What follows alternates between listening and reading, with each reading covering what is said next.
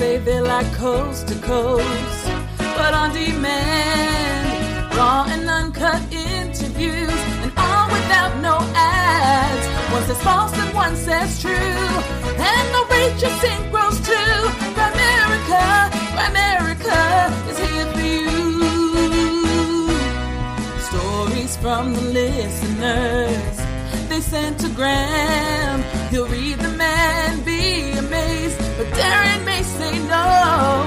One says red and one says blue, but if it's balls it just won't do.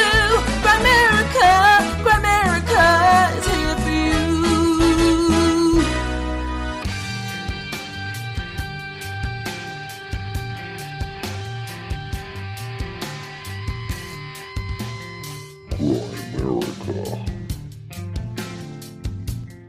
I'm spending the day not speaking. I'm going to write things, but I'm not going to speak all day to give myself, a little bit of a break from communicating and see what that does to my brain.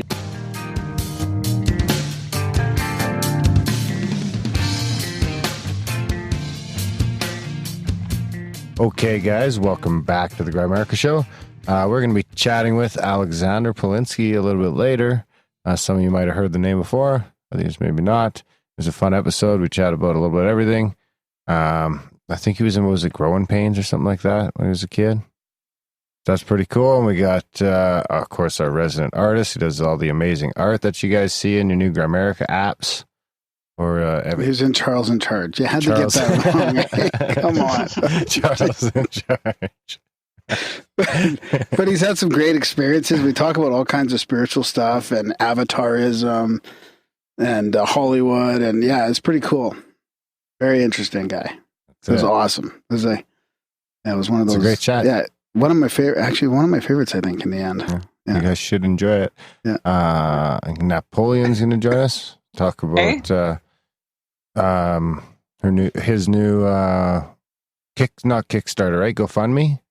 It's a Patreon. Yeah. Patreon. Yeah. We're going to talk about that a little bit.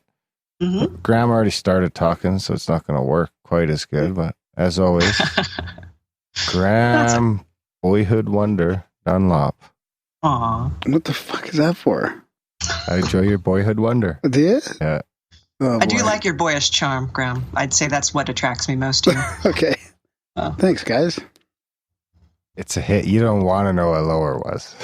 Is that why I want to be a gnome in my Dungeons and Dragons character? Are you a gnome now? I thought you were going to be a cleric. No, I'm a gnome cleric. Ah. They had just finished voting on what the lamest character was. You jumped on and picked him. Anyways, so how you been? Yeah. How you been, Nap? Welcome back. Hey, I've been doing good. Yeah. I like you guys were saying, I did start up a Patreon, and that is just patreon.com/lucidnap, all one word. And I'm starting it up because I really I'm getting to the end of the Cloud Mummies saga, which has been going on for a while now. And I really would like to publish a second book. I published a first book as a paperback, and my plans for the second book are I'd like to publish the web stuff, the webcomic stuff, into a paperback version just like the first one. But I'd also like to publish a hardbound. That's the first version. That's the first issue, the second issue, and some extra stories I've been working on the side that you can't get on the web as maybe a more hardbound or just a sort of more luxury item kind of thing that I want to make available for everybody. And I've got some goals coming up that, one of the goals is to print the book. Another one that I'd like to do, and we can talk about how we want to arrange this, is I'd like to do a coffee table book of the art of Grimerica. Where I do all the pictures that I've done, like in a book, and tell the stories behind it. Some of the pictures I did when I was on medical fast, and I was not allowed to have coffee or a lot of other foods that I normally have, and so my system was in super bad withdrawal, so I actually had like a vomit bucket. And I was sitting there drawing, and then I would throw up, and then I would keep drawing. Or some of the pictures, I don't know if you guys are okay with me talking about this. If not, edit it out. Some of the pictures were drawn in like an hour because of schedule changes and stuff like that. And so there's some interesting stories that I'd like to share with people about how those came to be and the thought behind certain pictures. And there's little secret things hidden into some of the pictures that I can explain. So see, this is why people need to be listening on something other than the fucking Apple Podcast app. Because I checked out the show again on the Apple Podcast app the other day, and they still haven't fucking changed it to really? CBR. I thought they would, yeah. It's supposed to be coming. Supposedly it's a glitch. Like, I'm trying to arrange it. They've changed the way to display the show in the chat in the podcast app now, the podcast directory or whatever. So I've been fucking stuck adjusting that for boxes that I accidentally clicked 2 years ago. Now we're displaying at the top. Oh. So I've been in there a lot, and I noticed that they still don't do the art. But you know what does do the art is both the new app does the art really well. It's like the whole thing is the art. And you hit play and it's the backdrop. Overcast does the art well. Eyecatcher does the art well. Those are the top three if you're on iOS. And so Nap, just to back up a bit, Nap does our art every week. It's unique for each episode. And amazing. Yes. Yeah. Like a little book cover for every podcast. Yeah. So we really appreciate that, Nap. I mean, we know how much time it takes you. So anyway, a lot of you guys are missing out on that. Like, I think the last time I checked, it's like fucking still like 68% of podcasts are listened to through the native podcast player. Yeah. So you guys are missing out on the art. Get your shit together. Yeah. Overcast is free. It's true. The other thing I'd like to plug, if it's okay, is UMG. UMG just went live. The unaffiliated broadcasting group just went live. And we are available on iTunes. We're available online. You just click the links through Libsyn. And yeah, it's just unaffiliated.ca. We have a Canadian server. And there's a story behind that. There is a story behind that, yeah. But yeah, and so we went live, and there are 2 podcasts up right now. One is a pod drama. It's going to be a 9-episode season. This is the first episode of the season with special guest star Cyrus Salisbury, who you may remember from the Randall Carlson podcast. That general asshole. And we love Cyrus. And then there is also going to be Graham and Darren came in on 2 episodes, actually, as my special guest stars. And so it's fun. It's a pod dramedy. We sort of take a lot of the Fortean paranormal kind of stuff, blend it in with sort of political things, and it's all meant in fun. It's all just very silly and cute, and not cute, but it's very fun. And I hope that you guys will enjoy that. And then on a more serious note, I do a podcast called The Defeated, where I actually travel to reenactments or different historical sites, and I interview people there. And I try to explore the perspective of the defeated armies throughout history, the people who you're not going to learn about in the history books, what their motivations were, why they went to war, because going to war is a huge commitment. You just don't do it on the fly. You have to have real convictions and real. Yeah. And I want people to understand the motivations behind these, not that we condone what they did, but that the motivations that were driving them at the time and the reasons why they did it. And the first one is the Civil War, because I feel like that's a real hot button issue right now, that you have a lot of people claiming sides very ferociously and not really understanding the history behind it, the culture behind it, people waving Confederate flags and claiming white power. And you're like, if you look at the Confederacy and the system that was going on, that's a pretty stupid thing to attribute to it. Because yes, black people were enslaved. They were seen as property. But these people were not saying somebody who went to the same school as me, someone who lives in my neighborhood, who works the same job, is less because they're brown. They're saying that because they were raised in a culture, they were taught every day that this was the way things were, and their whole agriculture, their whole trade system, which incorporated France and England, was based on this system. And so they were defending that. It wasn't about white supremacy necessarily. And then you have people on the other side, like at Piedmont Park, who tried to tear down a statue that was actually about reconciliation between the North and the South. It displays an angel begging a Confederate soldier to lay down their arms. It was put up in 1911, so 40-some years, almost 50 years after the Civil War ended. And people were trying to tear it down because they're so ill-educated, and they didn't understand that, you're tearing down something that's supposedly symbolizing what you stand for. And so I'm just like, I got to get this out there. I was really on the fence about it. I was like, this is maybe too raw. I don't know if I want to do this. But then is that the one that I've listened to? I think I've listened to more. Yeah. Oh, that's a great episode. Yeah, that'll be great. Really good, really good. So people are going to love that. And then, did you learn anything that you didn't realize? Like, was there any moments of kind of wow when you were researching that topic? Yeah. I think that there was. Is when I was in school, people were always they really harp on the slavery issue, and absolutely that was the reason why the South decided to secede. There's no arguing about it. It's why they wanted to secede, because Lincoln would not allow slavery into the new forming Western states. And the South was like, you're killing off our way of life. But one of the things I thought was so interesting was in reading about how the Republican Party actually formed with Lincoln. And a lot of it was because Buchanan, who is the president before Lincoln, he wanted to get the slavery issue had been back and forth. Both France and England had already outlawed slavery. England in, I believe, 1833. They had already outlawed slavery. It was very tongue-in-cheek for them to trade with the South because they knew what was going on, but they also wanted that cotton. And Buchanan, knowing that this was a hot issue, he was a Northerner with Southern sympathies during the Dred Scott case, where Dred Scott, a man from Missouri who had been free for many years, was trying to argue that him and his family should become citizens, should be free, should not ever have to worry about the risk of being captured and brought into slavery again.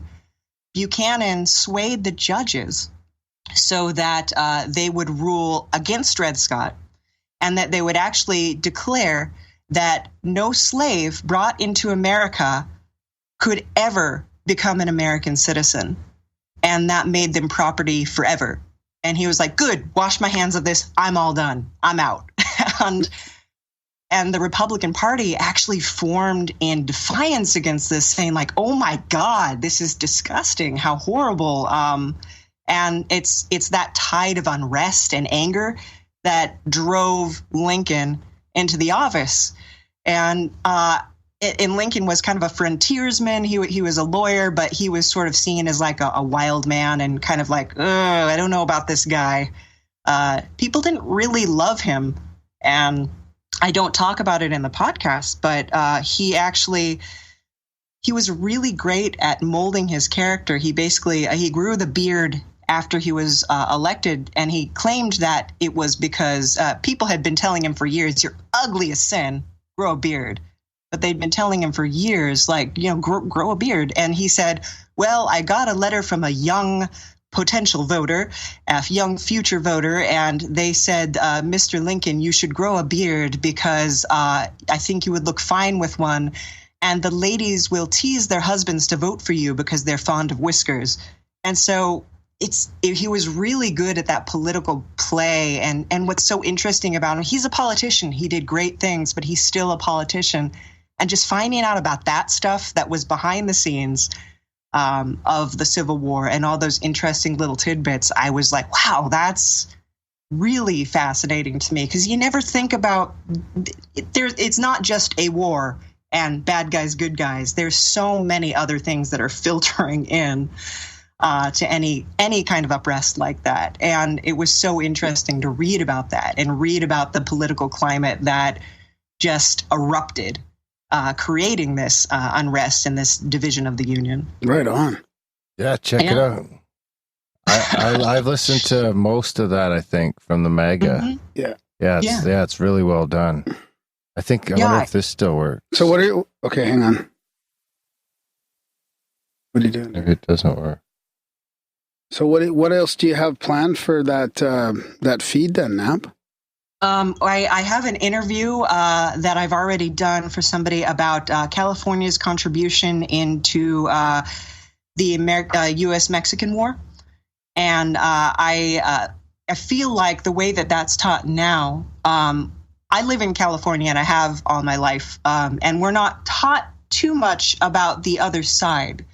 We're taught about Mexico, and it was basically an invasion of this country, but there were reasons behind it that I was never told of, like the fact that there was both a Russian and an English settlement in California, and Pio Pico was going to sell to England, and England had every intention of getting the American colonies back with England by claiming this land, and it was going to be basically this competition. And you don't hear about that kind of stuff. You hear about, it was an invasion, it was terrible, and it absolutely was. But there's all these other things that were going on, and I interviewed a man down in Old Town. He works at Racine and Laramie Cigar Shop. Jeffrey Lawman, I think is his name. I have his card here. And I got a really good interview with him. Jeffrey E. Lawing. And I got a great interview with him. I'm really excited to put that together, get some footage for that and everything. Then I really wanted to do the American Revolution from the British side, because that is one war I feel like people in America. Go Canada. Well, also War of 1812, which you guys probably learn about in school, and I would say most Americans don't ever hear about that, is you guys know America tried to invade Canada multiple times? we kept winning. And, but yeah, it's, that is one war that I think, especially in America, they don't really teach it in England because it was just one of many colonies, and it was kind of like, all right, but they don't really teach it that way. But in America, they teach it like, yeah, we're the victors and we're warriors and we're amazing. And it's like, you talk about patriotism, a lot of it was fueled by smuggling, by these smugglers trying to wrangle the price of their smuggled goods against the legal goods that were coming in from England. They talk about taxation without representation. The taxation equivalent now would be about 1% of a person's regular income, except for like Pennsylvania, where it would have been about 30%, which is still dramatically low.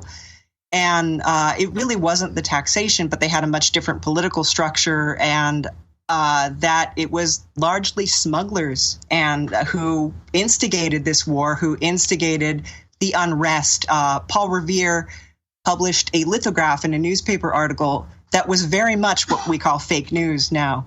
Is very much yellow journalism trying to sway people to hate the British, and these British are monsters, and really telling a lie that started everybody on the path towards revolution. And it's really interesting to me to delve into that part of history. So I'm hopefully going to be doing some cool stuff with that. It's a much slower podcast to put together, but it should be fun. It should be educational. And I think that's what we're lacking now is I think a lot of times in the educational system, people are and not knocking it, but just saying, I think that you have a lot of teachers and a lot of people in the pedagogic kind of society who are afraid to talk about uncomfortable subjects, who are afraid to look at things as multifaceted. And we need to, because if we don't make ourselves uncomfortable, if we don't reach and think about like, well, what is our enemy thinking? What's driving them for that? We can't understand our motivations, and we can't understand how to relate and stop to them in any other way, but let's kill enough of them until they quit. So, yeah, that's my little rant. No, that's good. That's a good point. Yeah. No, we're looking forward to hearing more. Next to the one where we burned down the White House. I wonder if this still works. Let me see here. Find the truth. Destroy propaganda. Use broadcast media to inspire global free speech. Unaffiliated media group. See? Are you guys still using that? I didn't use it in my podcast, but I can in future podcasts. I know, I'm an asshole. That's all good. That's all good.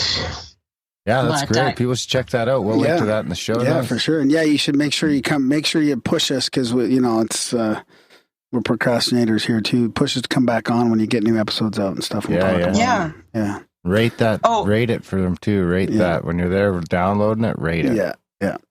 Rate us, give us a review, even negative reviews, even if you think it's the biggest pile of crap that you've ever heard. It helps me direct where I take things in the future. Here's a new challenge. Since none of you guys ever want to leave reviews, let's see who can leave the nastiest 1-star review for us. Yes, please. Yeah. For us. No, not for you now. For us. No, don't. That's not good. Hey, the last guy that left us 1-star, changed it to 5-star, and he's a friend of the show now. That's right, because I know if people leave a 1-star ground, we'll make it like a personal mission. He's coming on for the black button. No, we change didn't. His mind. No, we didn't do it. No, it was just organic. Yeah. So, hey, I got... No. It's gonna be me first? Okay, go. I don't know what jingle to use. Okay, let me go.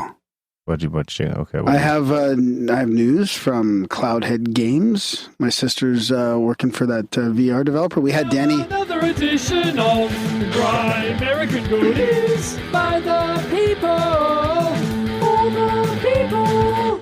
Pardon the interruption. The jingle. We had Denny on, who's the CEO, creative director. And they had the first episode out, and their second episode is out. Episode 2, Heart of the Emberstone. So we're recording today on Wednesday, October 18th, and it's out today. So I just wanted to give a little shout out to them. They're a little independent studio on Vancouver Island, working their butts off for over a year on this next episode. It's called The Gallery, Episode 2, Heart of the Emberstone. Did I just say that? I think so. Anyways, no, you did just say that. It says so. A couple reviews, like right off the bat today. One of the best VR titles out there. AAA quality, epic locations. Well worth the wait. Graphics and gameplay are superb. Definitely the best game for VR. And then I cannot believe how polished this is. It's honestly incredible. The graphics, the physics, the sound, everything is just absolutely incredible. Well done. This is a AAA VR game if you've ever seen one before. It is so far beyond any other VR game on Steam, and I really mean that. You need to buy this game. The devs put a lot of passion into it. I can't wait to see what happens next. I've barely scratched the surface. Also, there are so many options. Yes, you can walk if you want, or you can teleport or customize how you do that. This is a fantastic piece of art. I'm blown away. Bravo. So, yeah, big congratulations to Cloudhead for this release. There you have it. And for those who want to check it out, that was episode 123. Oh, was it? Yeah. Okay, yeah, I'll put a link. To interrupt the jingle. Yeah? Yeah. Okay, I'll put a note in the show notes for this for that episode and for Cloudhead as well. We know what we need. You know what jingle we need? We need a P.O. box jingle. Yes, that's a good one. Yeah, we got to keep an ongoing list of jingles we need. What should I use? Because it's fun to get. I go to the P.O. box every once in a while. It's fun to get a postcard or something like that. So I think Darren's gonna. Maybe this will work. Oh, that fucking jingle doesn't work.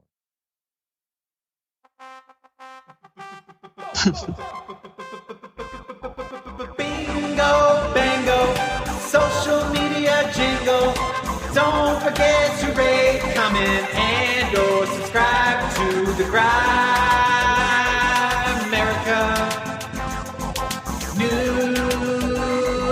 newsletter. Bingo, bango. There we go. We got a nice thank you card from our buddy Nicky the Dude. First winner of the Money Bomb, the short-lived Money Bomb. It was only around for a couple of months. But Nicky won it, and I remember we thought he was a girl, he was a guy. So ever since that, we've called him Nicky the Dude. Anyway, he sent us a nice card here. It says, some people just seem to have he didn't write this, just for the record. That's like... This is what's on the card. Yeah. Some people just seem to have a special gift for sharing their hearts in the most amazing ways. For them, it's never about being noticed for their acts of kindness. It's simply a reflection of the generous spirit that guides them in everything they do. Thank you. I hope the equinox brings y'all excellent stuff. Keep on talking. Nicky B. Aw, and he sent the donation too. Thanks for thanks, Nicky. Throwing some greenbacks in there. And I dropped the other one on the floor, so just give me a sec. I can't see Darren. He's in his hunting, his camouflage pajamas. This is not. This is tie-dye, hunting pajamas. I got it at the hippie shop. Well, you're starting to hunt now, and I thought maybe that was your new overnight hunting gear. Like, come on, man. Making yourself look It silly. looks like tie-dye camo. It looks more like camo than tie-dye. That's perfect, though. I'll use it for hunting. And I'll get Are you going to have a first kill ceremony after you? Probably, yeah. Smoke very cool. Smoke peace pipe. Yeah. What are you going to kill first? Probably partridge. Really? Yeah. If I see something else, I'll fucking kill it. Like what? Like a I deer? just found out there's a waiting period. Probably have to wait like 2 weeks, 3 weeks. Who knows? Oh, and that's when you get your call or whatever, and then you go. You're allowed to go. No, I'm gonna go hunting this weekend anyway with Joe. I just can't buy a gun. You could borrow one of his, though, right? That's right. That's exactly what I'm gonna do. Yeah. Should be fine. Yeah, just go down to the States. There's lots of guns for sale down there. Just go to your normal corner store, get some beer and a gun. Run to Bonus Ferry, buy a fucking AK, and come back. Now, if you do ever want to try black powder hunting, I know that black powder guns, there's different regulations for sending them across the border and stuff like that because they're considered antiques rather than weapons. What am I going to hunt with that? A black powder gun? Ground, short range ground kind of things. Things I could get real close to, like rabbits. I was going to say, you want to hunt some rabbits. Like close to a rabbit. The goose. Be careful. I mean, there's literally geese like fucking 50 yards from here. That we could probably just go kick in the head. Yeah. But they're all night. I can hear them just. Rah, rah, rah. Why would you? Because they're delicious. Oh, as long as you eat it. It's like wild turkey. Yeah. You know, goose, when I've cooked it before, sets off the fire alarm. Huh. Because of all the fat. Ooh, very fatty. Ooh, I like fat. Yeah, they're very fatty, so be careful when you cook it because there's a lot of smoke from the grease and the fat. If you don't know. So just unplug your fire alarms. You know, I've been meaning to do a fucking episode with some recipes. There you go. Soup, maybe. My pancakes. I'll do it for the Black Budget app. Okay, I'll stay at home for that one. What do you mean you'll stay at home? You can't stay at home. And it was a nice jackpot at the P.O. box this time, eh? We get nothing for like 6 months. Some of those have been accumulated. Some of those have been sitting in my bag for a while. We got this one. This one's from Zaya. I'll leave it at Zaya W. Darren and Graham found you guys recently on the Tinfoil Hat podcast and was instantly hooked. Your jingles are amazing and your entire vibe infectious. There's something about the chemistry between you two that is ineffable in the best way. Thank you so much for everything. Keep it up. Value for value, gentlemen. Much love. Thank you. Thanks. And he sent some greenbacks as well. Yeah. So it's valuable in Canada. And this guy, he's this was a little test. And he says, "Did you get that postcard?" It was a test, so perfect. Yeah. I think I know exactly what he means. Okay. Go ahead. Now that I figured out the rules a little better, I'm a little less concerned about that. So okay, good. Feel free to send samples to the P.O. box. Medicinal samples.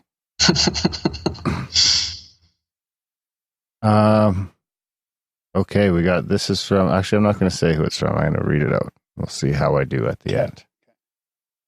From Amsterdam, sent on September 7th. So that's not bad. Took about a month to get here? No, it was in my bag for about 3 weeks or a month.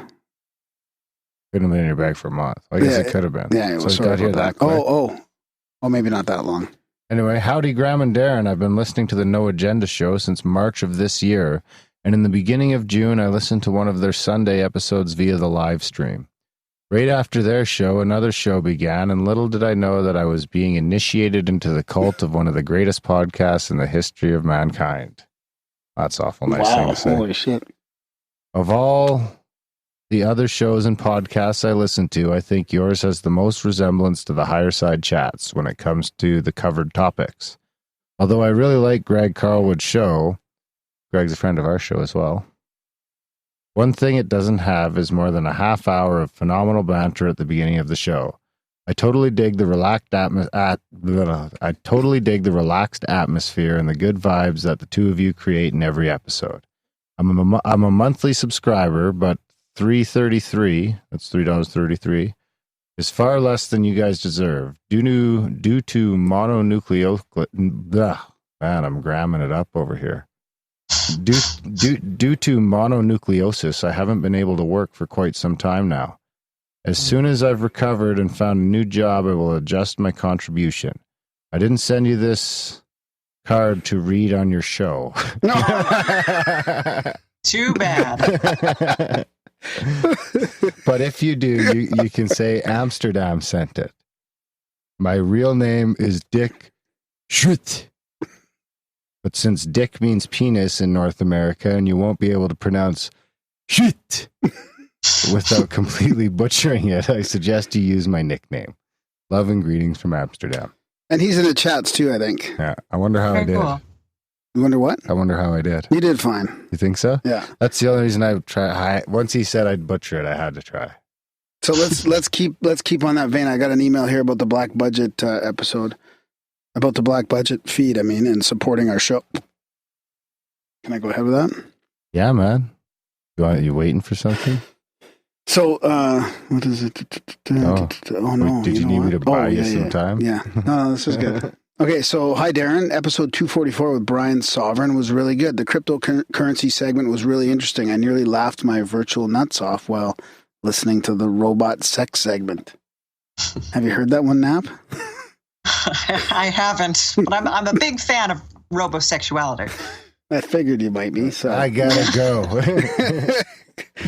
Please thank Graham for me on reading out my 5-star review, and I'm glad you got the mushroom reference. Anyway, it saddens me to report that I've discovered a minor flaw affecting all subscribers regarding the Black Budget bonus material link. Uh-oh. Yeah. And this flaw has left me in a real bind. When I first got my email with the bonus material, I added the link to my bookmarks and then deleted the email, as I'm sure many listeners do. Unfortunate for me, I broke my Android phone and went back to using my old iPhone. I'm now devoid of all my Android bookmarks. Let it be a lesson. We better donate again. Let it be a lesson to all Grimerican subscribers. When you receive your email with the Black Budget bonus link, save that email. Keep it somewhere safe, somewhere special. Even send a copy to your mum. Because, like me, you'll have to risk Darren's displeasure and his wrath. Well, and I will add, personally, his procrastination. And don't send me the email because he doesn't read my emails. So just send it directly to Darren at Grimerica.com. You, my Grimerican friends, will have to ask him really nicely for another email to be sent to you containing that precious link. So, Darren, as you read this warning out, I hope, I shall be on my knees with my hands stretched out in supplication, my arms trembling in fear. I will be praying to the angelic powers to intercede on my behalf, that they might help influence the great mighty Darren to show me mercy and grant me my heart's desire, a fresh link to the bonus material, and perhaps a Grimerica sticker or two. No to both. Please. Okay, fine. In service to your cause from Deep Thought, the UK posse. Yeah, I sent him the link right away, but I didn't read down past to the sticker part. So I'll send him some stickers. I have the postcards and everything, and I have the stamps and everything in the studio to make it. I got all that in the studio, so I would not procrastinate anymore. So you want to do a little now I've just spiel got things then? sitting here ready to go. What kind of spiel do you want Well, the Black Budget spiel. So the best way to support the show and to get this extra content that we release in the Black Budget support feed is to donate any amount, any monthly, any one-time amount, and Darren will manually send you a link for the. By the way, I think I owe some links. Do you? And feel free to follow up if you don't get an answer. Just like yesterday. I don't think I did yesterday.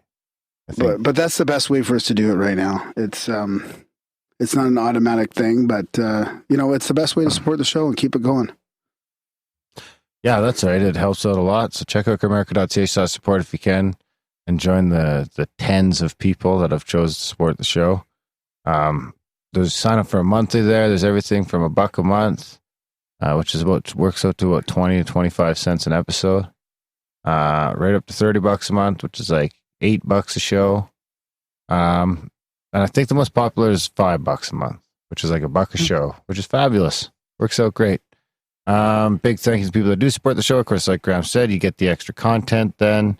Sign up for a monthly if you can. That really works out the best. If you can't do that, you can do a one-time donation. That'll get you access just as well. And if you can't afford to do that, there's a bunch of stuff in the show notes. I'm going to sneeze. Bless you. Thanks. There's a bunch of stuff in the show notes that doesn't cost any money at all. We're like reviewing the show. sharing the show, signing people up for the newsletter, all that. If you show me you do all that stuff and you can't afford to support the show, I'll send you the link anyway. You can connect and spread this stuff on Twitter and Instagram as well. That's a good way to help. Oh yeah, that helps out too, or Reddit, or wherever you guys hang out these days. Wherever you can share us, if you can share us, it helps because we have no marketing and no money. Do you want me to read this other email that we had a little synchronicity about before the show? Well, I did want to say that we've got our buddy Amsterdam here that's not even working, and he's sick with mononucleosis, and he's still supporting the show. So I wanted to send him some good vibes to get him better. So that means you should all.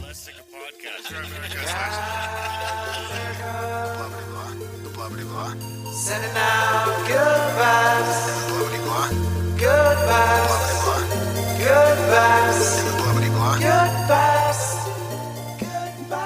I'll leave it That's at a good that. one. I like that. It is, yeah. We could send out good Very vibes. nice. Yeah. Now, I if just Amsterdam can support the came show, up you with should that. all be ashamed of yourselves for not doing the same. Can't Yeah. you reach into your heart and support the fine podcasting that you get from Grimerica? You know, I noticed there's a bunch of downloads on the Black Budget feed the other day, too. That's why I had that spiel in the fucking Black Budget app. I was like, some of you guys are getting this someplace. I can't track it down, but someone's stealing it. So, Oh, really? yeah, it's too hard to trace. Who cares, really? How do you know that, though? I don't know. I just get like random spike of like 120 downloads on like a Tuesday when we haven't released anything in a month. Oh, wow. Yeah, okay. And there's like, Yeah. there's only 100 people signed up for the Black Budget support feed. Yeah. So Yeah. it's not hard to be like, what the fuck is happening here? A few times, because I found it in a few spots. Like every once in a while, I'll Google it and it'll pop up. Like I found it on like Podbay and Castro and Castbox. Wow, what the? And I just email them.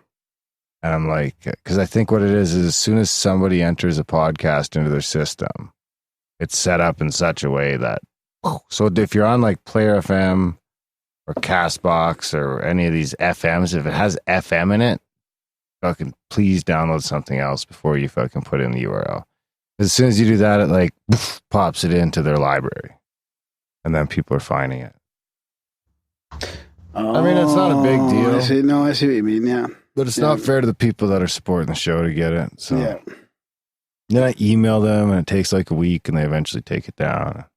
Yeah. I mean, eventually one day it'd be cool to have an app that could integrate all that, but that's not an option anytime soon. Mm. Should download the app though, because then you'll get to see the art. Yeah. That'd be nice. Yeah. I should read this email because this email was up on my screen and Darren was asking me about, didn't some guy email? I was looking through how did you see it? You were looking through my computer. So I was going to copy, I was trying to copy your fucking emails on it. Actually, I think that's when I downloaded them and put them on the hard drive and they've been sitting on the Mega ever since. Okay. And then I had it up on my screen. So this is from Dr. Dave. Dr. D. He says, hi, Graham and Darren. And this is titled Gratitude, where gratitude is due. I just wanted to say a quick thank you to the both of you for unknowingly helping me finish my PhD in biochemistry. I listened to the whole back catalog of Grimerica late at night and into the early hours of the morning while doing my experiments. I've attached my complete thesis. Feel free to read it if you like. It's a bit full on, but I do highly suggest you have a look at the acknowledgement section where you will find an official thank you. I didn't know the academic world would go if I... What did he say? I didn't know how the academic world would go if I specifically put Grimerica in there. I really wanted to, though, so I had to settle for something a little more subtle. Page 23 or page 26, depending on how you look at it. Best wishes to you both. You have both played a massive part in my life for the past few years. Apologies for the small donations I've passed on. I'm time rich, but cash poor as a student. By the way, I haven't looked into him in the past few months, but a good person to interview would be Michael Tellinger. He has two main streams of interest, fucking up the banking cartel and strange South African stone circles, which are very, very old and unexplained. There's lots of YouTubes, and I'll try to send through a link and a decent video with him in some stage. The best thing is the guy like you two, down to earth, a people person. Cheers, keep up the great, inspiring work. So what's on page 23? Dave, now, Dr. Dave. What's on page 23? Acknowledgements to us in his PhD thesis. Is that what he's talking about? Yeah. Oh, I thought he had hidden something in there. Well, it is hidden. He didn't say Grimerica. He probably mentioned like Darren and Graham from Canada or something like that. But isn't it attached? Yeah, it is. Do you want me to look at it? Can you kill a couple seconds?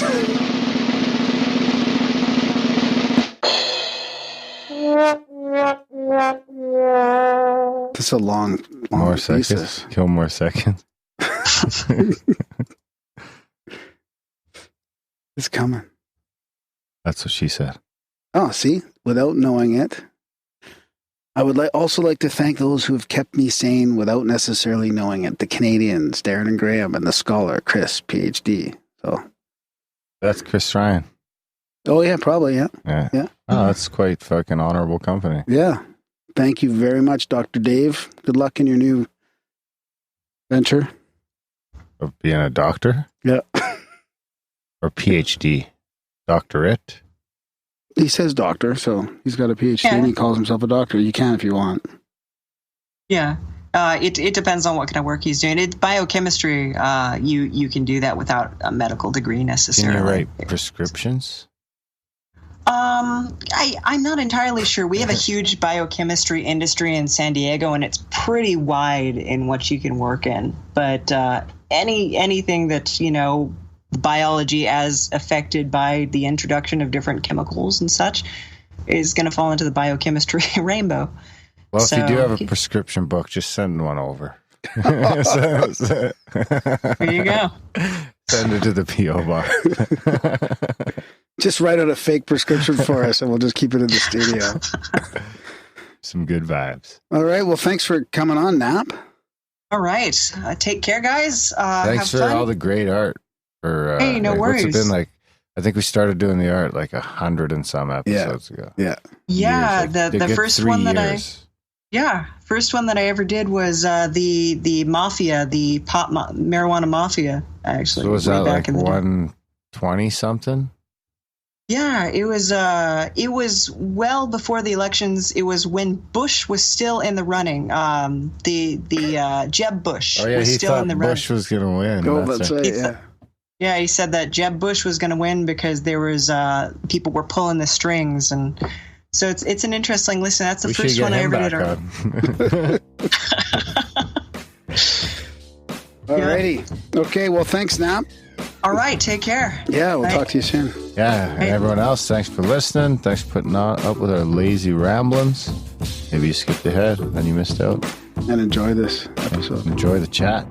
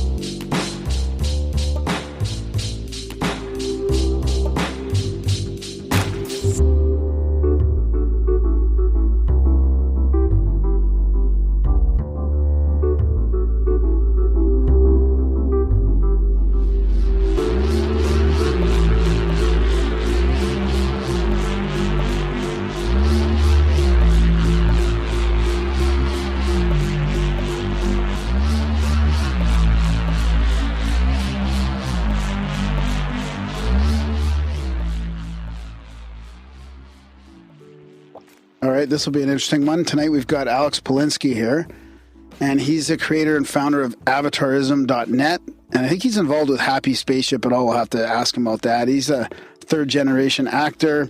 He's been in some films and TV commercials and shows and shit like that, and he's written some music, and he's produced a movie. Like, he's into all kinds of stuff. So, yeah, it's good to have you here. Thanks for coming on the show. Hey, guys. Hey, Grimerica. What's up, dudes? We are the Canadian guys with the American-sounding podcast name. Usually we get, what is it, not Bill and Ted, the other two fucking guys. Yeah. Rick and Who? Bobby. No, I can't Bob remember. and Doug McKenzie. Bob and Doug. Oh, yeah, that's old school. Yeah, that's totally old school. Yeah, the kids won't know who the fuck that is. No, Darren doesn't even know who that is. I don't hardly know who the fuck that is, but I remember like those fuzzy muff hats, I think, and beer. And Tukes, beers. they're called Tukes. And some beers. You guys really sound Canadian. It's awesome. very exotic. Oh yeah, very exotic. I know I sound like a stoner and I don't even partake, and I try not to sound like one, but it just doesn't even work. You can make money off that, in voiceover. Yeah, I don't know. It's not. That's you do the bit of voiceover. I should get into voiceover. You think I could make any money in voiceover? Yeah, I've been doing voiceover for the last 20 years or so. Teen Titans, Ben 10, Minions, Krampus. Oh my god! Right now, I'm in a great show on Amazon called Lost in Oz. It's like a modern-ish remake of The Wizard of Oz. Great on Amazon Prime if you guys got it. Binge it. Wow. Your logo is super. I don't know. It seems like the logo for what? Avatarism. Yeah.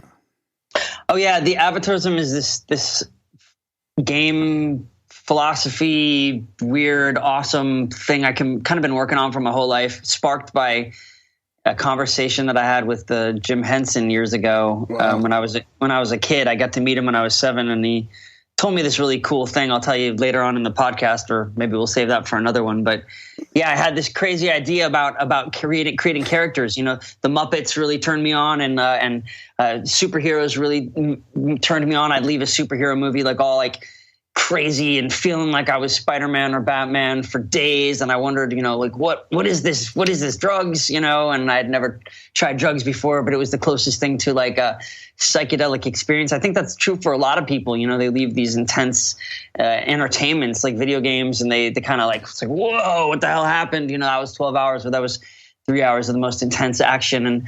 Or whether it's you read a book, or yes, there's somebody from history who is like an avatar to you, whatever it is. Or maybe it's that you have this mixture of characters and mythologies inside you, kind of a Joseph Campbell, hero with 1,000 faces kind of thing. And I thought, wouldn't it be cool if we all created our characters like we do D&D characters or characters like RPGs, and then we kind of turned inwards and we're like, let's fucking make that a game and up level in actual real world ways and kind of uphold each other. And then through that, we all kind of create our own self-created self-help, so we don't fall prey to stupid cults or religions that don't mean anything anymore. And what we really want to do is play games, all of us. So I just decided, hey, fuck it, let's do this thing. And I started researching. It was crazy. I found out that there are still places in the world where avatarism is the thing. Like in Nepal, they make a little girl a living goddess from the time she's 2 years old to the time she's 13 years old, and then the shit wears off. She go to the mall and be a real kid. But during that time, her feet can't touch the floor. She has all her meals brought to her, and everybody in the town comes in, prays to her, right? It's crazy. And so you see, and then she goes back to being a real person. So you're like, what is going on?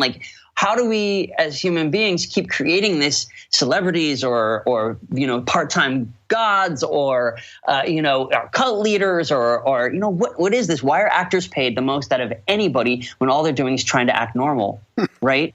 Or try to act super normal, superhuman. And that's what we all want to see, and that's what we all want to be. So I said, fuck it, let's take the power away from the movies and away from the religions and the cults and give each one of us the power to make a personally created mythology, completely unique, doesn't allow for anyone to be the centralized cult leader, because everybody's the cult leader of their own shit. Yeah, that's interesting. I was thinking about you coming on the show, and I was thinking back to I was reading your blog and your your avatar character sheet and all, and it brought me back to I was a D&D guy. We used to play Dungeons and Dragons, and we you were just talking about being swept away in that.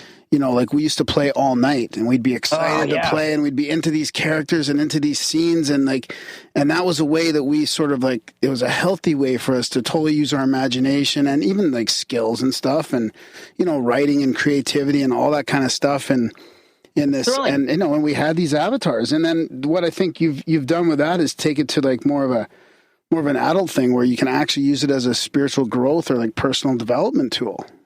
Yeah, nobody wants to be bored and depressed and get sad by doing self-help. They're trying to up level. I think self-help is one of the most boring, scary phrases ever. They just get rid of it. I want to up level. I want to play. I want to pray on my feet. I want to become a warrior, poet, Muppet, Jedi. Listen, they just let servicemen in the U.S. start putting the hammer of Thor on their gravestones. And that's a huge thing, because before, Thor was said to be a mythological character in the eyes of the U.S. Military. And so he wasn't eligible to be on the gravestones of service people. But now they allow the hammer of Thor, because so many service people were saying, hey, you know, who's my god? It's not this one. It's not that one. It's the god of war. It's Thor. Wow. And we wanted to honor them for their personal fucking mythology. And I think finally, you know, even with all the crazy stuff that's happening, and our trans brothers and sisters are coming out and being like, we're actually here. This is a thing. And like, okay, so what's the next step? Is like honoring people for like, you're a fucking Jedi. I want the Rebel Alliance insignia on my gravestone if I'm a service person, because I've more than anything, I've identified with Star Wars my whole life. And more than anything, that is my spirituality. Nothing else fits more than that. And I think going into the future, like, we should be able to honor people for whatever they are. You know, my grandmother, when she was dying, said, where am I going? And we said, we don't know. Where do you think? And she said, I think I'm going to see the fairies. And I agreed with her, and I said, no, nobody's going to take that away from you. You know, if you believe in the fairies, you're going to the fairies. And I sincerely believe she's with them, and I hope she is, and I hope, hey, I can go there too. It sounds like fun. And we can do that. I just want to be one of those shining lights in the dark saying, hey, it's all make believe. Let's honor people for their personal mythology. Finally. God damn. Why not? Yeah. Instead of pigeonhole them into some sort of category they don't want to be in, like let them out. Pursuit of happiness, bitches. Pursuit of happiness, bitches. Let's do it. This makes people happy. Let's just do it. So how do you help people? How do you help people, like, if you go through this character sheet and this development, like, how do you figure out, like, because I've, like, let's say, I mean, let's use I'm going to be a little bit vulnerable here, but let's talk about going to festivals, for example, and you know, and everybody's all dressed all this crazy shit, and like, let's say for somebody me, a little bit older, but I still like the music, I still like to go to a festival. What do I do? Like, how do I feel uncomfortable? Like, how do I create an avatar for myself where I go there and I'm like in comfort and confident and in that, where, you know what I mean, where it fits me, and I'm not trying to be somebody else, or I'm not trying to pretend, or I'm not trying to just fit in or not fit in, or whatever the case may be for that. Oh man, I love going to festivals. I feel like my second home is at festivals, because we're all locked in these little homes and apartments and things in our real life, and then we go to an outdoor event, or we go to a multi-day festival, or a camping festival, or a psychedelic festival, you know, one of these things. Burning Man out here in the West Coast, you know, lightning in a bottle. You guys probably have your own. And what you see is this amazing freedom of action. You know, your people are embodying things that maybe they haven't ever embodied before. Maybe they're going without so many clothes, you know, maybe they're going in strange costumes. Maybe they're wearing some makeup. Maybe they're just wearing a t-shirt, you know, that's a little bit more, you know, funny or you know, just something a little strange that they normally wouldn't do. And so how I like to look at it is, okay, look, if you are doing your avatarism, if you're trying to come up with your character, whatever that is, or whatever grouping or, you know, mishmash, you know, of characters it is, fine. You're out there. You're gonna be accepted for whatever you try to embody. It might be a little bit uncomfortable, but that's what I think we should look for. And I've learned through the years working with people in avatarism is that if you look for the thing that makes you excited and uncomfortable, both of them together. So if you see the outfit in being sold in the thing, and maybe it's a little expensive or whatever, just weigh the outcome. Like, if you put it on, you know, and it makes you feel awesome, you know, it's worth it. Okay. You might spend a little money, but you know, like, you're going to have one of these things, you know, you don't only need one costume for a while. And I know there's a lot of like festival ego with these people, and you see them and it looks like you couldn't possibly look that good. But avatarism is a great way to come into that, because look, you can download the character sheet at avatarism.net. It's a free PDF. We're working on a really awesome book and a kind of a more detailed way of expressing it. But here's the answer to that problem that you told me, is that you don't want to be well, let's just say you don't want to feel inauthentic, because everything's fucking inauthentic until you do it for a little while, right? Everything's, you know, it's only kinky the first time. And so what we find is if we can push ourselves just to try it, there's something magical happens. We get out of our comfort zone, and the avatarism of the outfit takes over. You know, you've ever worn like a really incredible costume in Halloween, you feel different. Or like you were saying, we created these characters, you know, in D&D, and we felt the thrill. And I'm talking like a real thrill, like fucking hair standing up on the back of your neck, creating that character, watching it do something, feeling the thrill or the excitement or the devastation of getting killed and thrown out of the fucking game. And you come out on the other side different. You have some different skills. You've been through something. It might have been a game, but you had this sort of like heroic circuit of creativity and belief, and you were there with other people, and it was, okay, so roundabout way of saying this, the character kind of has to come first. It's like, who are you embodying? You look at the character sheet and you kind of look at yourself in this whole new way as a collection of memories and a collection of influences of famous people, of cartoon characters, of TV shows, of books, maybe of sacred symbols, maybe of secret religions, maybe of secret teachings, maybe things you've collected, maybe just your grandmother's wisdom and a whole host of other magics and skills. And you look at all that. You finally look at that. Like maybe I would say that maybe 99.9% of the people have never like diagrammed out their magical character as they see themselves. And some people say, well, I don't have a magical character. I'm all this. And I say, well, that's your magic.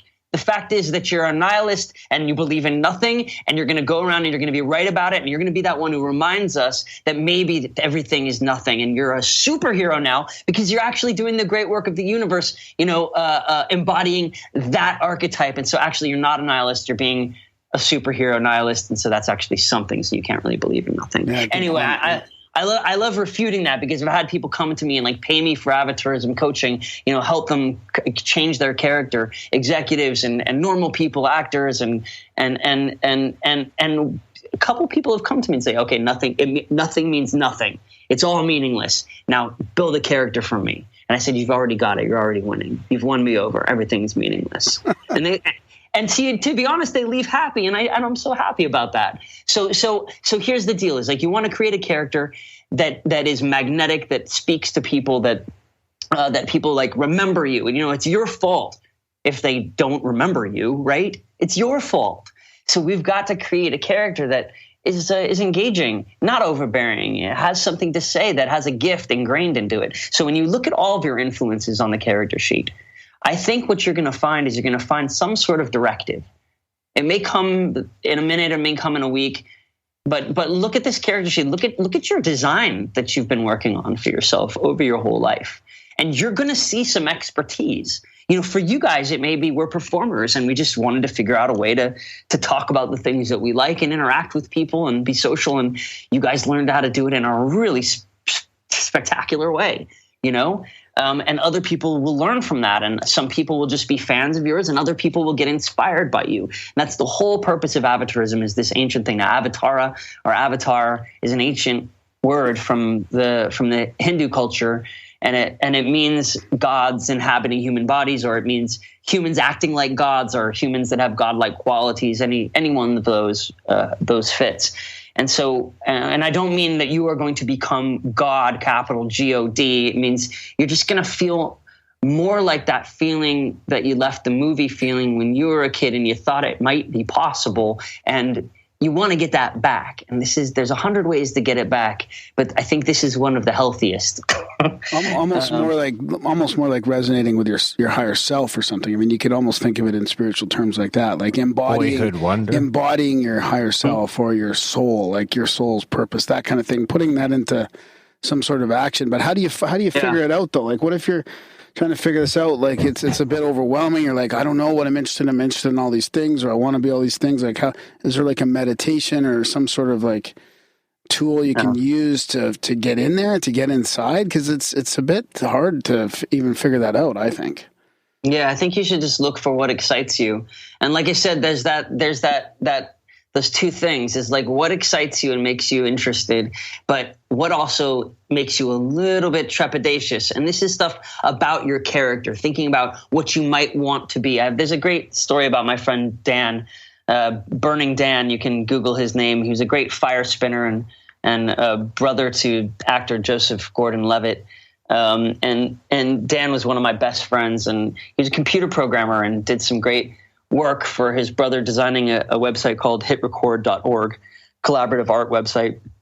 very big success, wonderful thing. And Dan was very much a nerd and a code jockey and a computer gamer and a gamer and was very sort of normie. And one day he went to a vintage store with two girls, which is, fun. And they said, Dan, you should try on this pink and green zoot suit. And he went, hell no, I would never do that.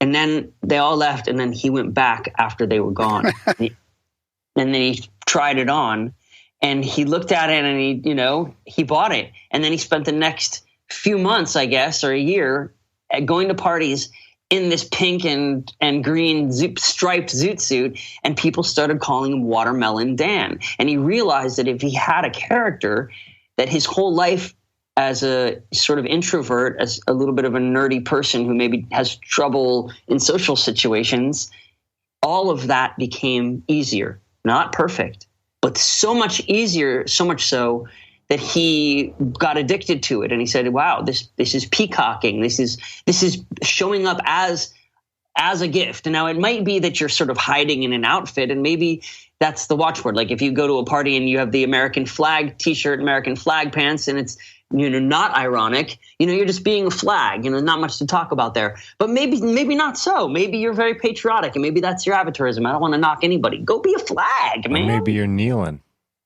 Yeah.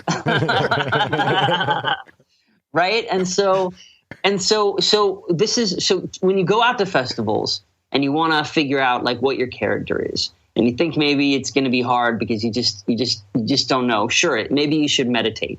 Maybe you should quiet your mind and ask it in the sweetest possible way, kind of like a grandfather or a sweet elder, or like maybe somebody talking to their dog that they really like, good boy, just tell me what you want to do, make it really easy for yourself. And if it's ridiculous, like some of my shit was ridiculous, dude. It's like, I wanted to be an action figure, and I was working at a toy design studio trying to get my avatarism done so I could, make myself into an action figure, because I love toys and collecting toys, and I love that stuff. So I became a toy designer, became a toy maker for like 5 years.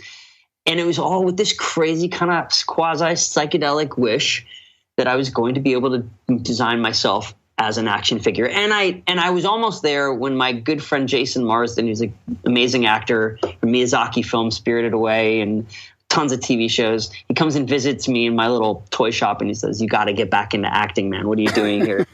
Toy shop with all the plastic dust. What are you doing? And I said, and this was a few years before I had come up with avatarism, and then I realized it was a thing that had already been around.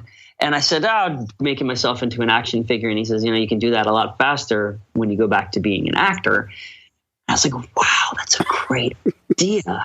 Yeah, I think you're right. And so I went back, and within about 2.5 years, after being on the Starship Troopers Roughneck Chronicles as the narrator and one of the main characters, and then getting Teen Titans and Ben 10, I was finally an action figure, and then I got an amazing action figure from Transformers Animated. So I got to do it faster because I sort of went with the more dangerous thing. And to be honest, I was scared to get back into acting for a moment. It's a lot of rejection, and I'm an artist in 10, 20 different ways, and so I'm happy if I'm working with my hands, happy if I'm making music.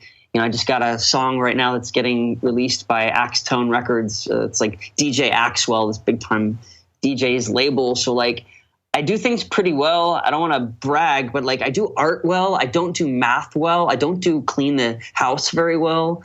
And my dog literally has to remind me to feed him every night. So I'm not good at everything, but those things I can say I'm good at, and I owe a lot of that to avatarism, because I believed in this one thing, that if you can get close to the things that you love, if you can get close to your heroes, if you can get close to the feeling of being like your heroes and not fanboy and fangirl for your whole life, and really get close to them. It's called Darchon. It's an ancient word.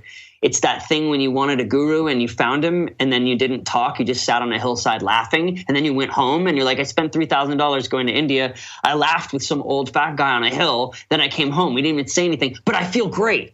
And you're like, that story is all over the place in all these ancient books. Like Darchon is this wordless up level that you get from people, but you only get it from people who are better than you at something or have something to give. And that's why it's so important not to surround yourself with D-bags. Wow, that's well said.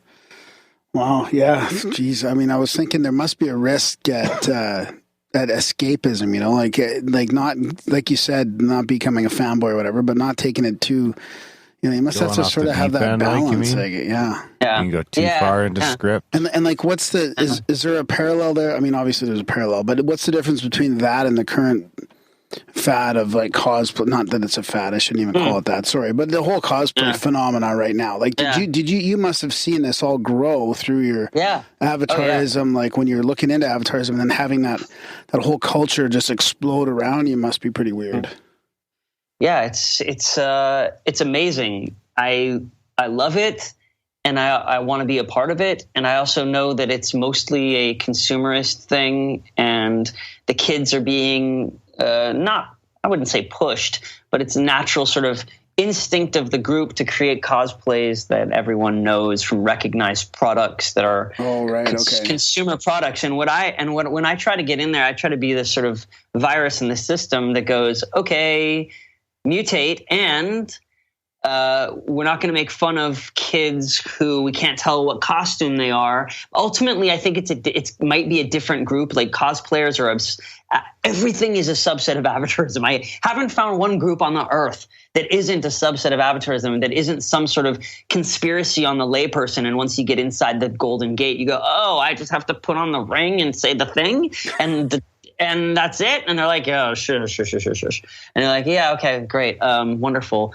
What else can you uncover that's like that? You know, everything is like that once you learn. Now, planetary brain is alive in the form of the internet. They can't really hide this stuff from us, but people are still getting stupid because they get swept up in evangelistic, too simplistic, sick and twisted linguistic shit that gets thrown at them, and they're not creating anything for themselves. So when you ask me, when you said, they get caught up in it, but they're going to get caught up in their own thing. They're going to get caught up in the thing that they've created, hopefully. And it's and one of the creators of Avatarism, who's an amazing psychedelic writer, her name's Jessica Simon, T Fairy, writes for arrowid.org.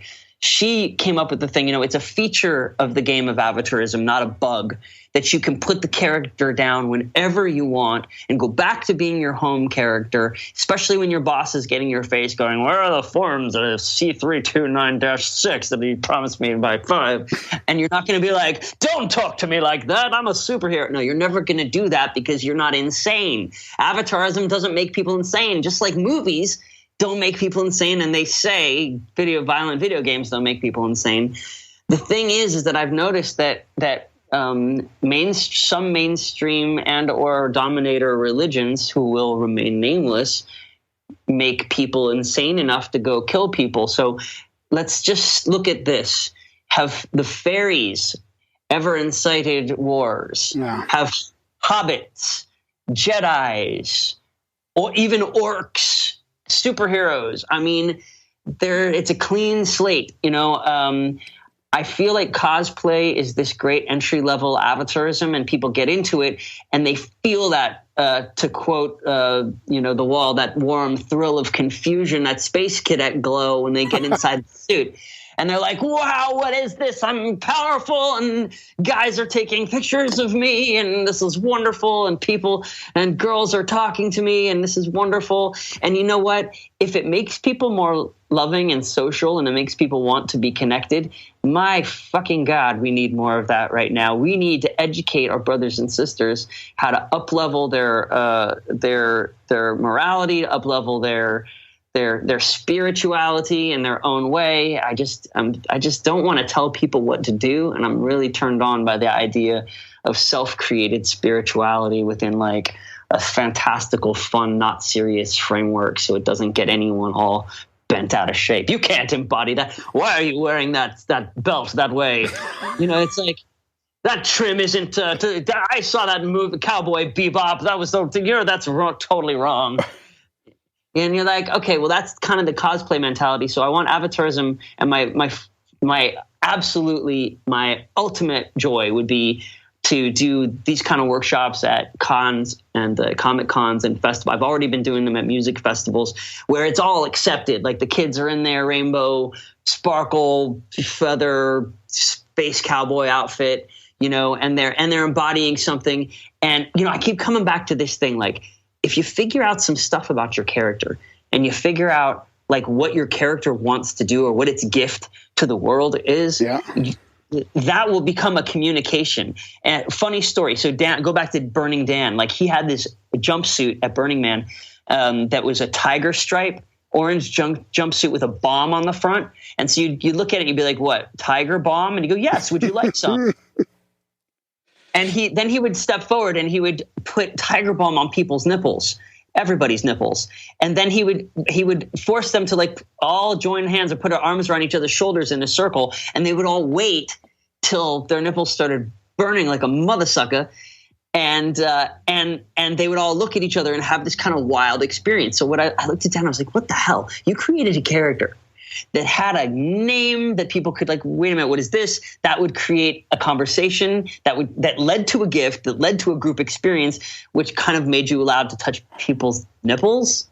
And that must have been fun. And he just smiled at me. He's like, yes, And so that on a weird sort of awesome, strange scale is the recipe for your alchemy of your character. Your character has something that it wants to do. You want to have an interaction with people. You want to interact with people. And that, that book, the not The Secret, but the game that tried to get guys to hit on girls in this specific way, right? That shit doesn't work. It doesn't work at all. And because it's tricks and tricks people learn tricks and then they don't work eventually because everybody learns your shit. The thing about avatarism is, it transforms the way you speak about your actual self into something that is more fun for you.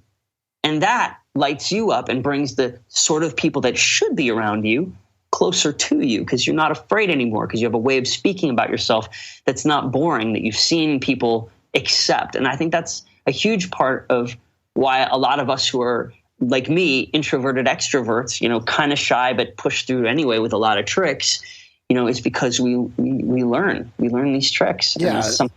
That totally reminds me of the whole spiritual part about when you're on your path and you're following your light and you're being of service, or when you're following sort of your path, that you are like this light and that you are this energy that's, I don't want to sound woo or anything, but you're vibrating at a different frequency and it's resonating with people. Or fake it till you make it. I'm playing the woo bells right over here. I love fake it till you make it. I love that. That's like, I think that's the story of most actors' lives. And like you said, we get actors at the top of their game get paid so much money to approximate this sort of fake reality. And when we step back and we realize that we're worshiping them for that, for being really good liars, like assassins for truth, and a specific experience, we go, if we could in our lives have even a 5% of that, we could create joy for others. We could like move ourselves from moments of pain and insecurity into moments of, maybe less, because something real actually does happen for actors. There's a lot of crazy actors, but there's a lot of crazy people. I survived TV shows and movies. I'm not that crazy. I seem to have a pretty good beat on life. But you sort of you transformed, didn't you? I mean, you were pretty successful when you were younger, and didn't you have sort of a transformational experience from that world to more of a spiritual type? I did. Yeah, I did. I had a couple of them. I mean, the one interesting thing about my avatarism is that, and then maybe a lot of people would resonate, is that, some of us have had sort of spiritual experiences our whole lives that we can't explain. Not at all. Mm-hmm. And we had no way of talking about them, let's say when we were 3 or 5 or 7. And, and so if you're, some people maybe just forget them and discount them, or they don't, but my parents sort of gave me this great gift. They said that I could be any religion I wanted, out of every religion in the whole world, or something completely new. And it was part of the adventure of my life to go and figure out what my connection to spirit, to spirit was. And they said it would be cool as long as I found something. And I went through everything, even some crazy shit that scared them. You know, they should throw away this book. What is this book? You know, satanic stuff. And I'm like, I just want to know about it. I want to know about everything. He says, Mom, hey, I don't really believe in the positive aspect of that story. Why would I care about the negative aspect of that story? Like, I just want to know what exists. And so I went and got out of the trash at midnight, you know, and didn't kill any babies or do anything. It's dumb. Okay, so it's just a book. So, you know, I was allowed to really experiment with all that stuff and maybe having the spiritual experience as a kid, and having experiences with spirits and with precognition and psychic phenomenon. And I've also, you know, I mean, I've seen it. I've had evidence, very clear evidence that there is more to this world. Yeah. And I can't say what that is exactly. And maybe we're not meant to know, but it's so much fun just to leave it open and not to frame it so hard with someone else's ideas. That's the whole exciting thing about being alive in this day and age, when you're not going to get burned at the stake for thinking that maybe nature is alive and maybe the world birthed us and we're just a part of it, actually, you know, and this universe is a creator of beings, you know, and that's it. And there is no great creator. It's just everything all the time. And like, who cares?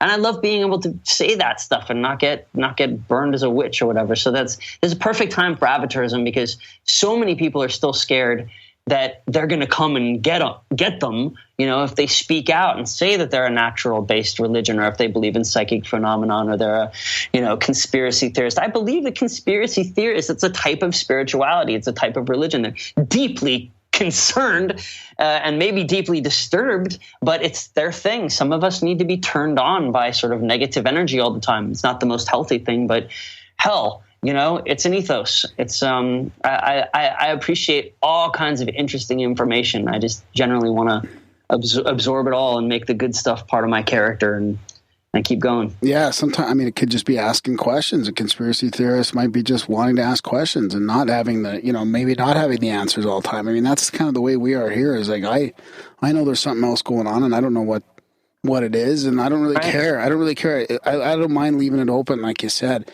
But we do live in a schizophrenic society where materialism and our culture is sort of forced to not accept any of this, you know, otherness that's going on. And yet everybody, or not everybody, but lots of people or people they love have had these awakenings or experiences. And we talk about that a lot on the show. You know, it's like the church of personal experience.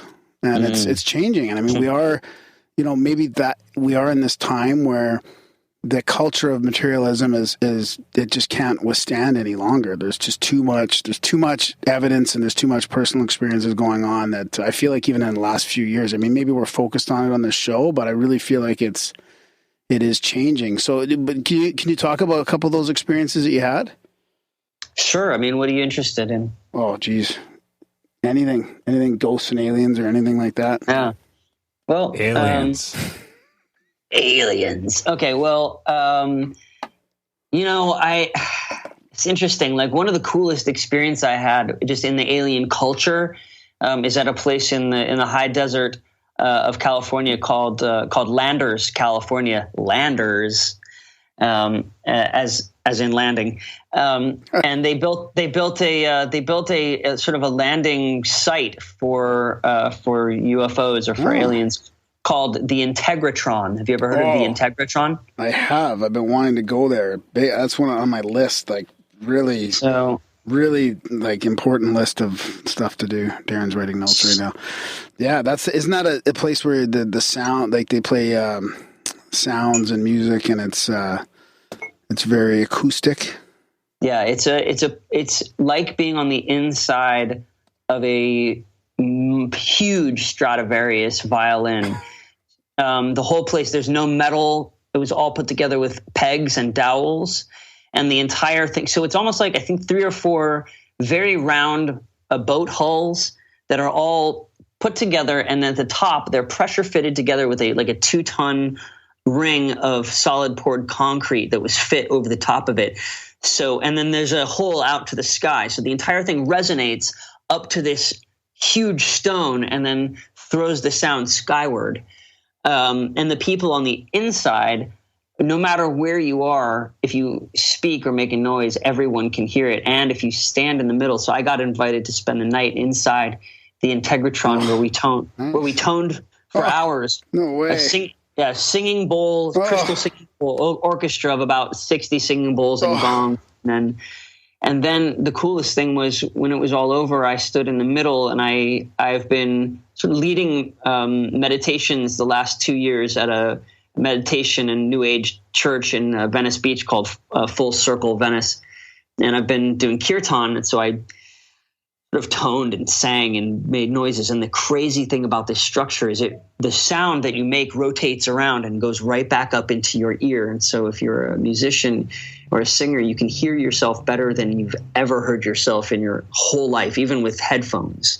And so you find yourself singing more purely and beautifully in that space than anywhere else. It's remarkable. I highly recommend it for any of your audience, for any of your listeners, to go to the Integratron and do a sound healing, or if they have a special event, stay the night. It's unbelievable. I converged there with about 70 healers from all over the country, and it was intense. There was an intense amount of healing. There was an intense amount of spiritual ego, intense amount of meeting of the minds, and anytime you can be in a focused healing. And it was led by a Native American named DoBeDoBeDo Rainbow Thunderheart, who is famous for healing the ley lines and the electrical ley lines inside the earth, and doing ceremony and laying down rocks and crystals, hundreds of them, and doing these amazing medicine wheels out and healing these parts of the earth with various groups of people. I mean, it was really a wonderful thing that he was doing for years until his death last year.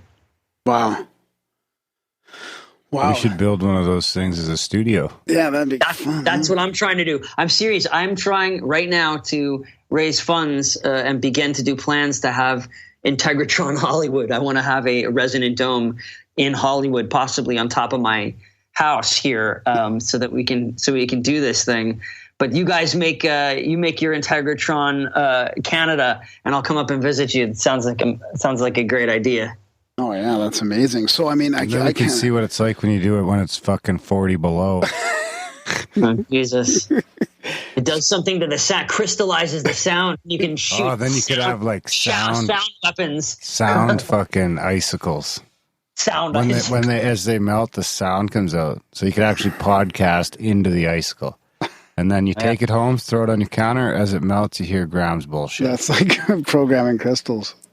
So did you guys anybody have any experiences there? I mean, I've used a singing bowl out in the stargazing before to try and make contact, and I was just in a healing circle with only about 7 or 8 of us with a bunch of singing bowls and stuff, and that was amazing. I can imagine with like 60 or 70 people in there. I heard that other people saw something that night. I was kind of under the weather and just really focused on having more of an energetic healing for myself, so I didn't really experience that. But I was going to tell you that a lot of people do, and Landers, California, I think is the place to see that kind of phenomenon. No, I saw alien phenomenon in Ashland, Oregon, where a lot of people see alien phenomenon. So I was I was fortunate enough to be in a really amazing jacuzzi with a beautiful woman.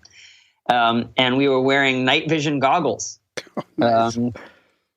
Not to look at each other, but we were specifically looking at the sky on the recommendation of my then boss, Jay Widener. Oh yeah. Okay. Who's a noted, historian and conspiracy theorist of all sorts, and also runs Gaiam TV, is the program director of Gaiam TV. Yeah, he's been working with Jay Dyer, I think, recently to put something together, eh? Yeah, man.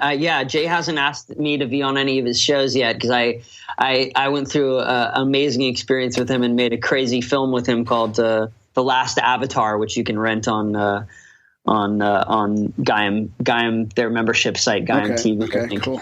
But I was in Jay Widener's jacuzzi looking up at the sky with these night vision goggles, not 15, 20 minutes. I saw a clear, bright object come straight from left to right and stop right in front of me. And I took off the goggles and I could not see it. Wow. Put on the goggles and it was there, just there. I even wiped the front of the goggles to make sure it wasn't a bug that had landed on me. And then it moved 45 degrees, and then moved another 45 degrees, another 45 degrees, and then another 45 degrees, and something like that, and then sped off. Wow. And it did this crazy, like, geometric little movement, very fast, and then shot off in another direction. And I was like, holy shit, that's amazing.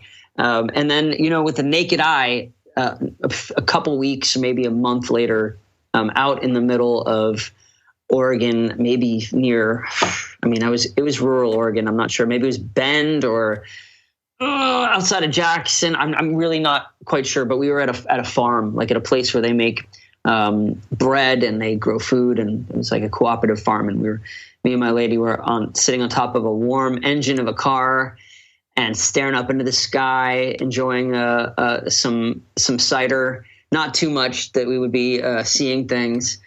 And now I've seen satellites. I know what they do. They come at a slow and steady pace. They're very light. They can be kind of a bright little point, but they move steadily. There they are. That's a satellite. This thing came straight out of the horizon, very fast. Was very bright, maybe 5 times brighter than what I would experience with seeing a satellite on a very clear night. Yeah. And it stopped right on above us for a moment, and then it sped off, going that same trajectory that it had come in. And so, went straight across the sky, but paused right above us. It was unbelievable. And I remember looking at my lady, and I was like, 80, what did I just see that? And she goes, motherfucker, you just saw that. Don't start doubting it already. Right?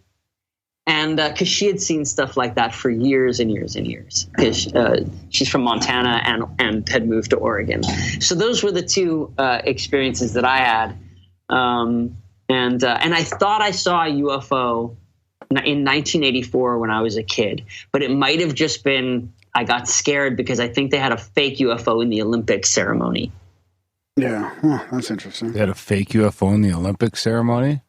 Yeah, like it was either I remember as a kid in 84, because I was in LA when they were having the Olympics. And I remember it was like, it must have been like E.T. and like they did like a thing where E.T. like came over the Coliseum or something. I might be totally crazy, but I thought I remembered seeing some sort of alien thing in the either the opening or the closing ceremonies of the 84 Olympics. And then as a kid, I could swear I ran outside because I was so excited that the aliens were landing and I wanted to see them.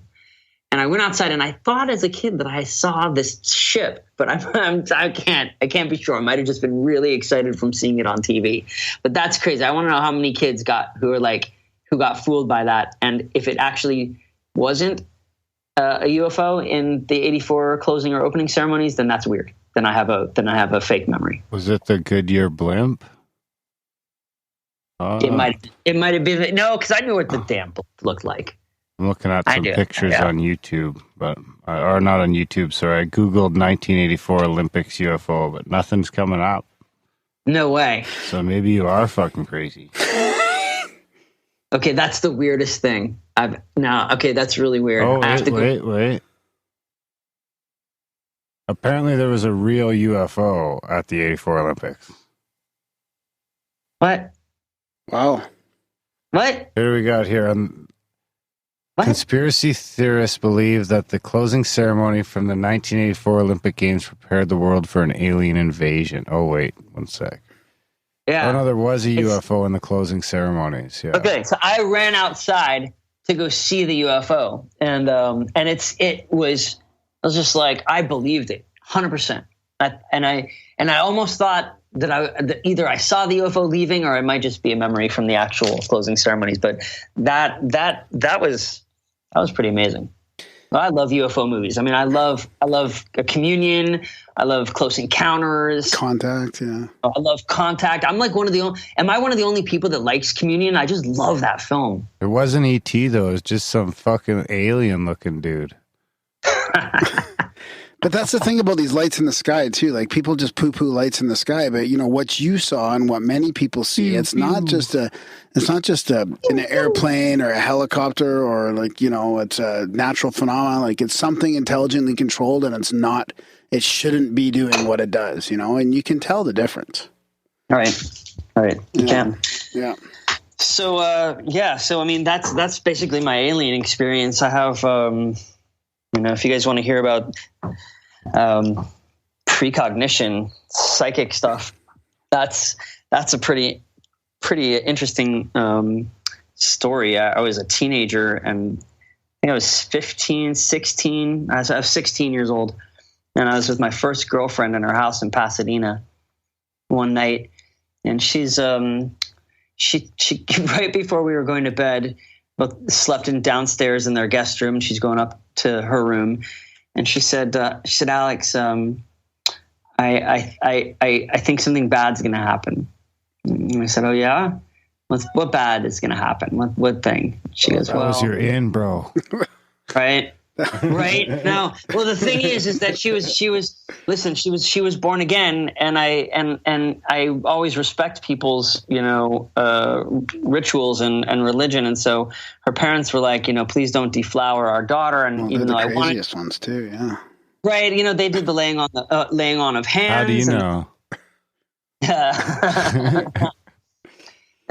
There's something to every magic has its own, special workings. It's an interesting thing. They did a lot of some of those groups, they do the laying on of hands, they do a lot of prayer, and that stuff can be very powerful. But she told me that she was endowed with a power given to her by Jesus Christ. And when she was shown the face of Jack Nicholson as the Joker from the original Batman movie starring Michael Keaton, and she would see this face hovering in her own basement below her house, in her own mind, she'd see this. When she would see that vision, she knew that Jesus was telling her there was going to be an earthquake. Wow. I mean, I looked at her and I was like, okay, sounds good. I went to bed, and 4 hours later we had the Northridge earthquake. 4 hours. She predicted it by 4 hours.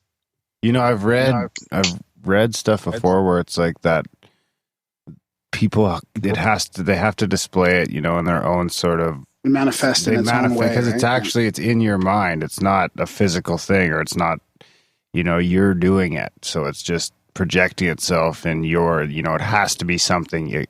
It can't be something new. It's something or something you expect, or something you. Yeah. Now let me qualify and say that this girl is like top of her class.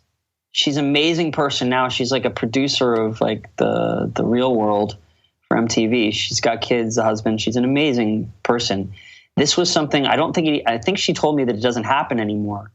But it astounded me. I mean, it astounded me. It made me really interested in psychic phenomenon and precognition, and the fact that, and more than that, that's like sort of separating it. What I found by listening to lots and lots of Alan Watts, who's a great British, philosopher, is like that we come from this world. We weren't brought to this world. Maybe we were seeded. This whole thing was seeded by aliens or by fungus or whatever, but it's very conceivable that aliens are just other creatures that got created by other worlds, and this world gave birth to us. And, Alan Watts used to say, look out where there are rocks. You say, oh, there's nothing but rocks on that planet. He's like, well, look out where there are rocks. There are going to be people, because rocks, they support fungal life, and fungal life creates multi-celled life, and multi-celled life creates, many-celled life. And here we are. And so from that, you gotta think we've got connections to this mother planet that we don't understand. Dogs have knowledge they're born with, their genetic knowledge. We have genetic knowledge. We can't possibly. I mean, they're doing all kinds of studies that say that, if your grandparents, your great grandparents went through a famine, that not their kids, but their grandkids are going to be the ones who benefit from the genetic difference in code, and they'll be more resilient to surviving famine. I mean, that shit is very interesting. I mean, that's almost like, it's like, where does genetics and psychic ability kind of intersect? Because it seems like messages and connections to the earth and to each other are just inherent. That's because it's all ones and zeros, man.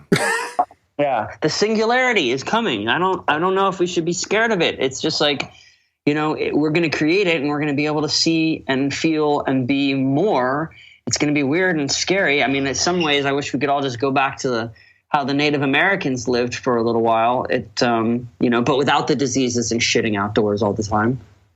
Shitting outdoors ain't bad. No, it isn't. I know it isn't. I was just the Rainbow Gathering up in Oregon, and I shit outdoors, and it was very awesome. Feeling the wind on your ass hairs is quite nice. I was just in Oregon too, man. I love it in Oregon. Yeah, it's beautiful. I didn't look for UFOs, don't anybody go there though. Leave them alone. Yeah, don't go to Oregon. It's great how it is. Yeah, Oregon's terrible. Don't go to Oregon. It sucks. It smells. Yeah, it smells like patchouli. Gross. And shit. Yeah. Oh, it's horrible. Yeah, no, but I mean, maybe the closest singularity is really just us looking like, it's like you always singularity say. Is not coming. Darren, it's like what you always say about no, you can think about it as the simulated universe type thing, or the digital universe. So as we look deeper and deeper into our reality, it becomes digital, like a simulation. Yeah, you know what I was thinking the other day when my phone froze up? Maybe if we go fucking too deep, it all fucking freezes. And that's it. Maybe we're on the edge because I can't handle any more data. Process it anymore. We open too many trees and we look too small, so it's got to keep making all this data, and it's just running out of space. And that's why all this crazy shit everything's starting to break down. Glitches in the Matrix kind of. Yeah, so it's all glitching out because it's going to freeze soon. It's going to get smaller and smaller and smaller. All of us. Shit you say when you're stoned. Let's get small. Speaking of that, I mean, has psychedelics been a part of your growth? My dad was a Haight-Ashbury hippie. Oh, I wanted to ask you about that. Hung out with the Merry Pranksters in the 60s and wow. Basically got arrested for protesting the war and tried everything. So my bedtime stories were, from him at least, were about his acting and about his experiences in the 60s and psychedelics. And so I had a really good psychedelic education really young. My dad wanted me to know the benefit of his experience and the scary stuff, the interesting stuff.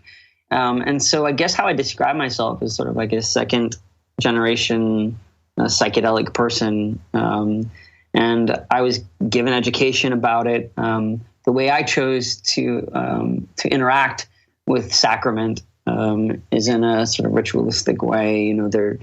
There's specific ways I interact with it. There's reasons. There's things I want to understand and learn through the experience. I generally don't do sacrament all the time.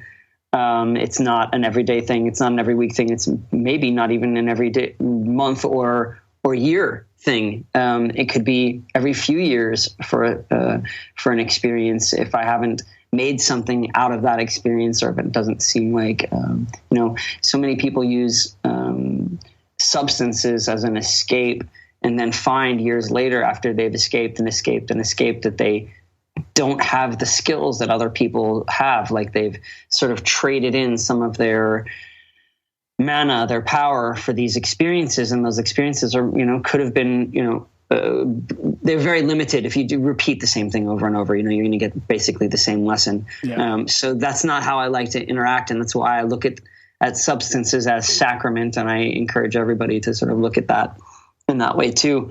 Alter the way you think, because your body is a temple. Your mind is delicate. Until I didn't experiment until I was 23. And at 21, I think it's recognized your brain's done forming. And we have so many kids going into psychedelic culture and doing massive amounts of entheogens and before their brains are done forming. And I generally listen, if you're under 18, if you've ever had mental problems, if you haven't had a good life, and you have some anger issues, if you're unstable, these things aren't for you. They're not gonna be good for you. And certainly if you don't have any information on it and you're not being led in a certain way, they're doing all kinds of studies right now with psilocybin. Have you guys been following those? With a little bit, yeah.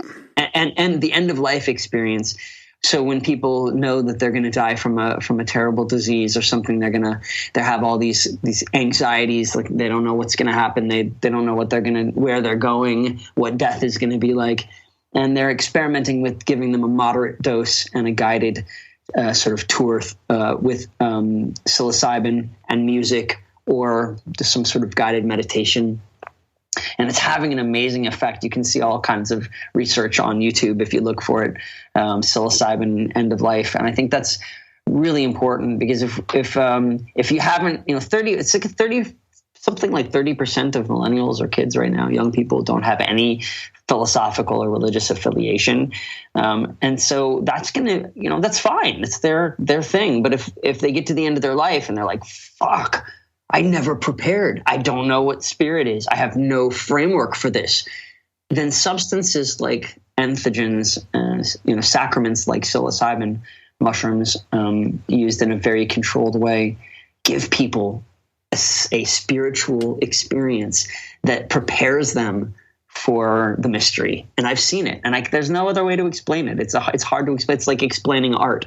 But you'd have to experience it. You have to look into it for yourself and see what people are saying. It's not the scary thing that people say it is. It's not the joke that people say it is. It's actually a doorway to another type of consciousness, possibly another type of world. I mean, when you use psilocybin in a forest setting, there is no question that fairies exist. Fairies exist. So you want to put yourself in a religious situation, or a spiritual situation with this drug, just be careful where you are, who you're with, and what you're programming, because the stuff that you do when you are altered goes into your deep memory, and it could, stay with you for a very long time, for better or for worse. And so the bad trip is just all about, like Leary said, it's set and setting. You got to control things if you're going to reprogram your mind. And I'd like everybody to think about some of these things, even like psychic phenomenon or aliens, it's that stuff reprograms your mind, because the society doesn't want us to think about these things. And so we become altered by these experiences, and you want to be easy on yourself. Don't do too much conspiracy theory. You're going to get tweaked.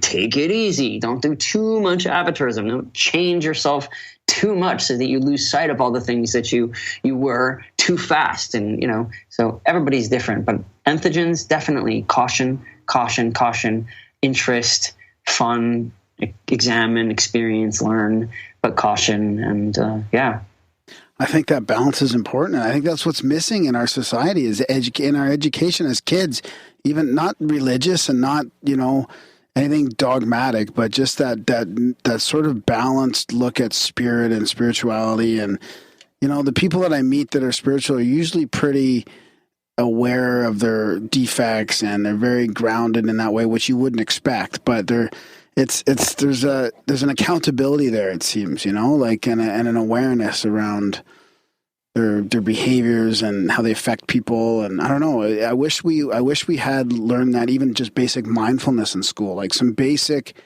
watching your breath, watching your mind, just some basic tools as kids and in our culture. Right. I mean, maybe it's happening now, but yeah, it's happening a little bit. I think kids are learning.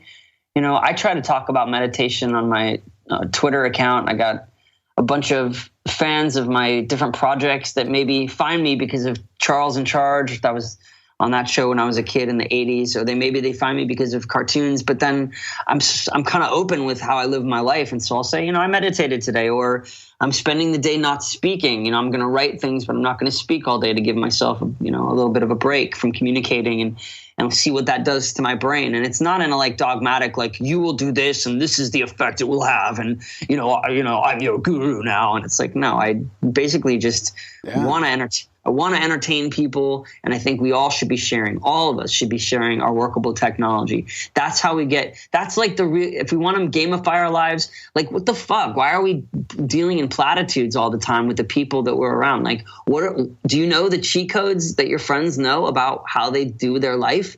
Have you spoken with them? Have you asked them how they're doing that shit, that magic shit that you don't know how to do? That's Darchon. That's like being with your friends, learning a little bit. Like, it's like that.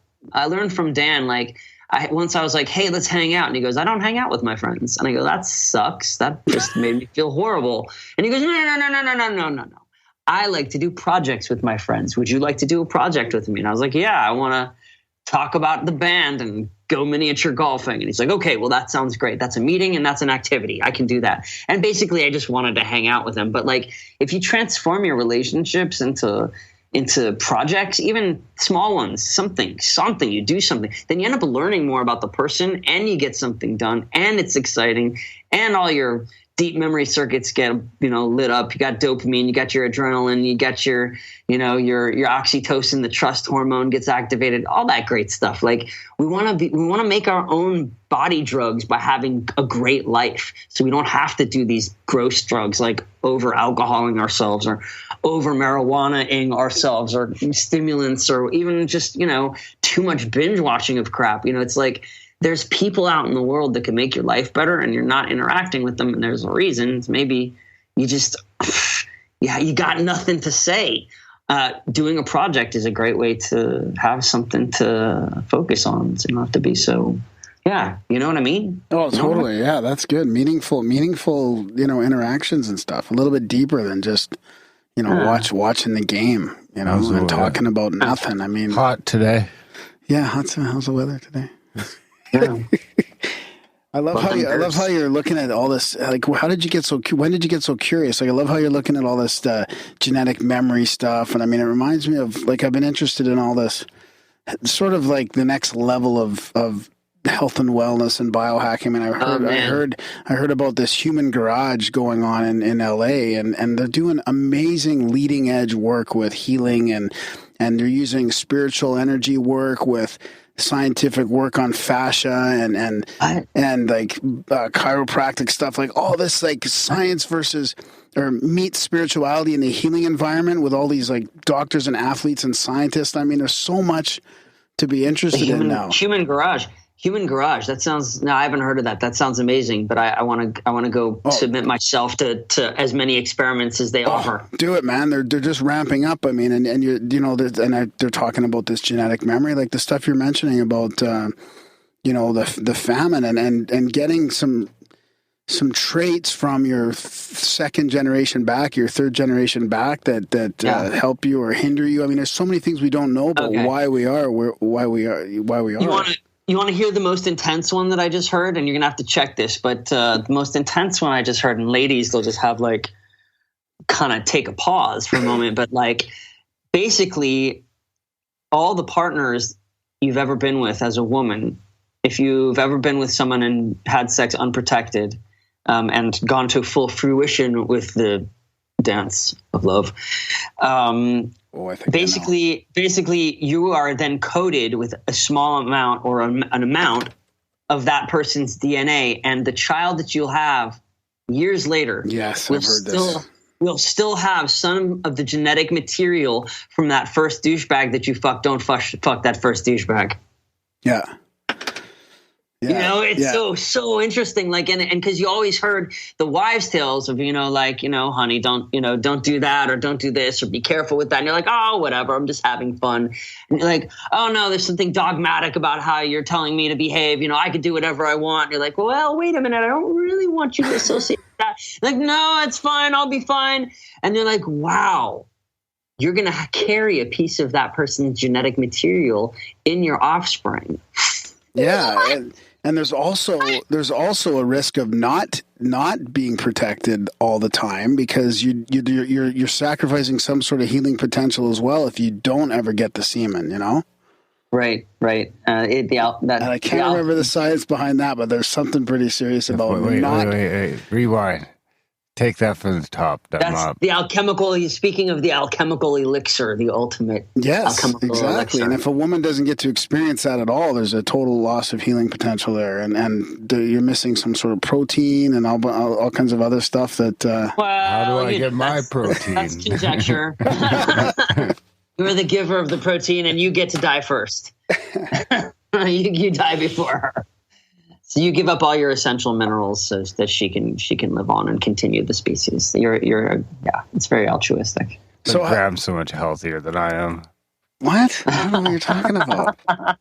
So what did you? How did you? I'm just interested in your transformation from this like child famous actor who sort of probably. I mean, I read a little bit about your blogs and stuff like that about falling into a little bit of that trap and consumerism and the whole Hollywood thing, and then your transformation into something a little bit more, spiritual or whatever. That like was there a moment that shifted that, or that you sort of? Yeah, it was an incredible visionary moment. I mean, it was leading up to things. I mean, I think I had prepared myself by sort of cultivating my own. Personal mythology along the years and thinking, allowing myself to think that I am the one. Everybody thinks they are the one, and you are, for your thing. And so, but it's very important for us to allow ourselves to think that we are the one. And so I was allowing myself to think that in some various ways. And I had this visionary experience, at an Indian reservation at a party that was supposed to be for thousands, but that got shut off and cut off by the I think the feds, they said, or the Bureau of Indian something or other, and so we were in there, only a few hundred of us, and I had this incredible experience where I lost my ego completely, became just a pair of eyes, and up until that point, for quite a few years, spent my whole sort of prepubescent childhood up to the time I was 16, 17 as an actor on a TV show. Charles in Charge, and every night of the week my show was on, and I really thought that I was this actor guy, and I was important, and I was a great actor, and I had all these things ahead of me, and then I really I had a big ego, and I remember a few people told me that I had been rude to them or had been kind of egotistical, and I felt shame, and in that moment, when I lost my ego completely, it went away. I became just a pair of eyes looking out at the world. And, what I saw was beautiful. It was so beautiful. I mean, there was music, and there were human beings, and they were having a great time. And just, God, thinking about what has just happened in Vegas, it is such a tragedy. And also to have people just taken in when they're enjoying and being happy and allowing themselves to be frivolous and have a good time. So, these kinds of events are so important. And I always like to say that if aliens could have the real awesome technology where they could see if people were happy on the earth, and they could see groups of people and how happy they were, they could kind of check out where they wanted to land, They might land with the Raelians because they have I've heard underwear parties, and they make landing strips for them. But then I think they send me emails. It's crazy. I've never been to one of their gigs. But hey, if aliens are going to land and they're sweet, they're nice aliens, and they just want to hang out and figure out what's going on, they're going to go to one of these groups, or they're going to see that rock concerts and concerts where beautiful music is being played. Those are the places where people are the happiest. And those are the people there's the most concentration of joy. So I think there's something in that. There's something in the big art. There's something in the large scale art and the big music and the music and the expression of joy in groups. There's just something to that. Anyway, I went off on a tangent, but what was I? You're talking about you're losing your ego at the Indian reservation. Oh yeah. So I lost my ego. I became a pair of eyes, and when I came to, I think I was inside a space speaker. With a couple very cute girls, and we were all, I think, making out. And I realized that, I had sort of been living in this really tight existence.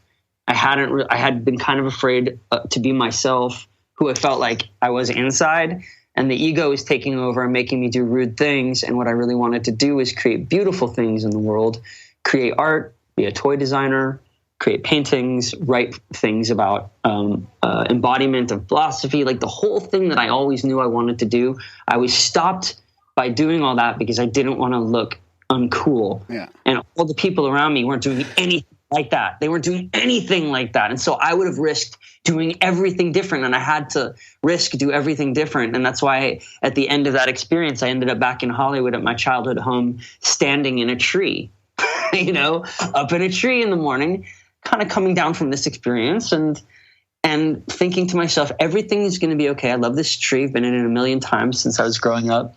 And I'm here again in a childlike moment with my eyes wide open going, I'm going to change my life. I'm going to make beautiful things. And that can be performance, and it could be art. It could be writing. It could just, as long as I'm creating something to add to the soup of humanity that's just good, better, make it better. It's my own style. I do it for long enough. I'm going to do it better. Somebody's going to be like, hey, that's unique. I'm going to get an up level. I'm going to get dopamine. I'm going to get adrenaline, good body drugs. I get to create my own happiness. I get to be a joy Jedi. This is how I want to live my life. This is not some kind of pie in the sky. Like, I want to become a better person so I can get into the gates and they'll say in the stone that I did it right.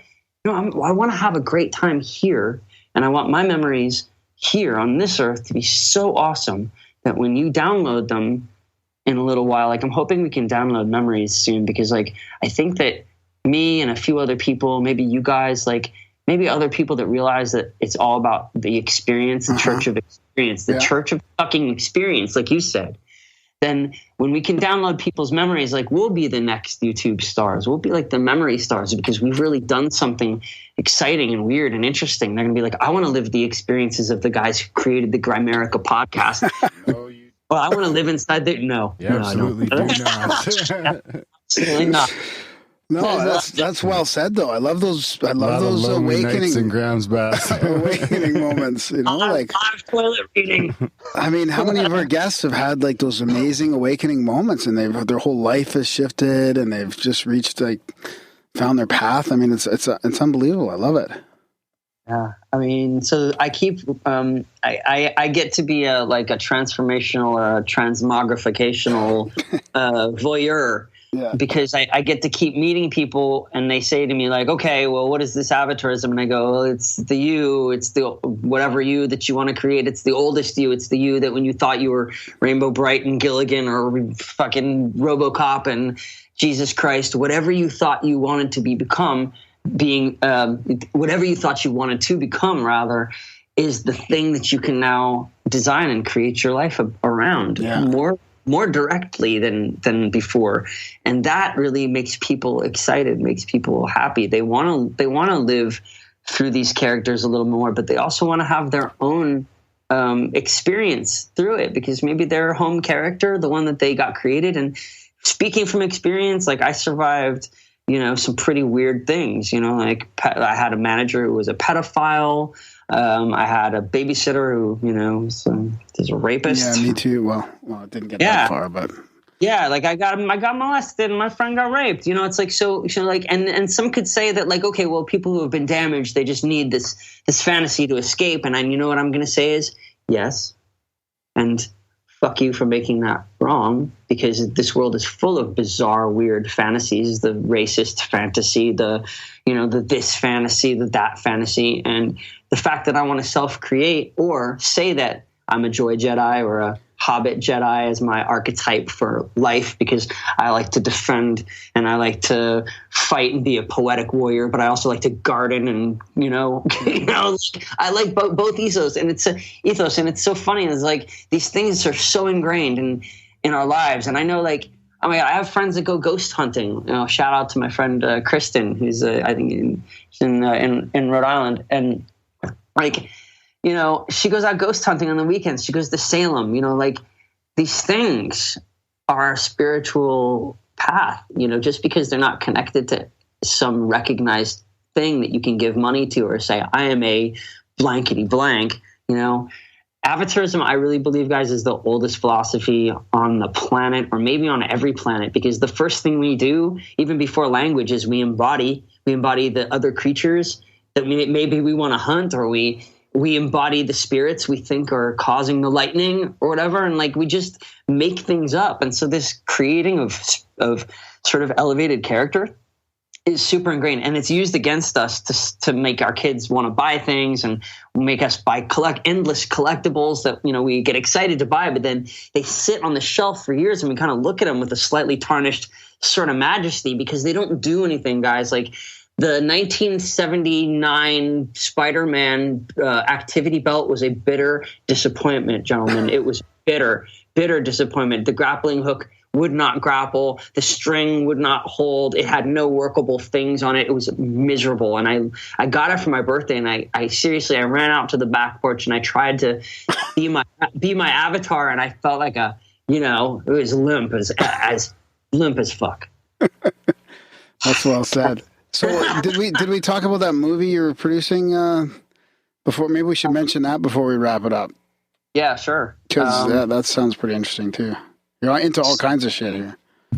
Yeah, so I got an email from a group that was making a film called Going Further spelled Furthur, Going Further, the movie. And basically these kids, this great group of kids, they were working in, I think, social media, and they got sick of their jobs, and they heard that the son of Ken Kesey, the legendary bus driver, the writer of One Flew Over the Cuckoo's Nest, Academy Award-winning film, and he cashed in all of his money and bought this psychedelic bus. His friends painted it. He was actually working at an insane asylum, and a government project came in and called MK Ultra.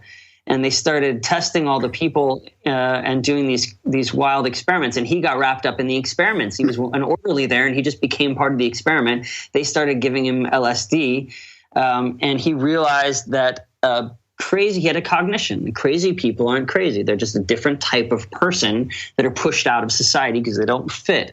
And he had this crazy cognition. And out of that, he wrote One Flew Over the Cuckoo's Nest.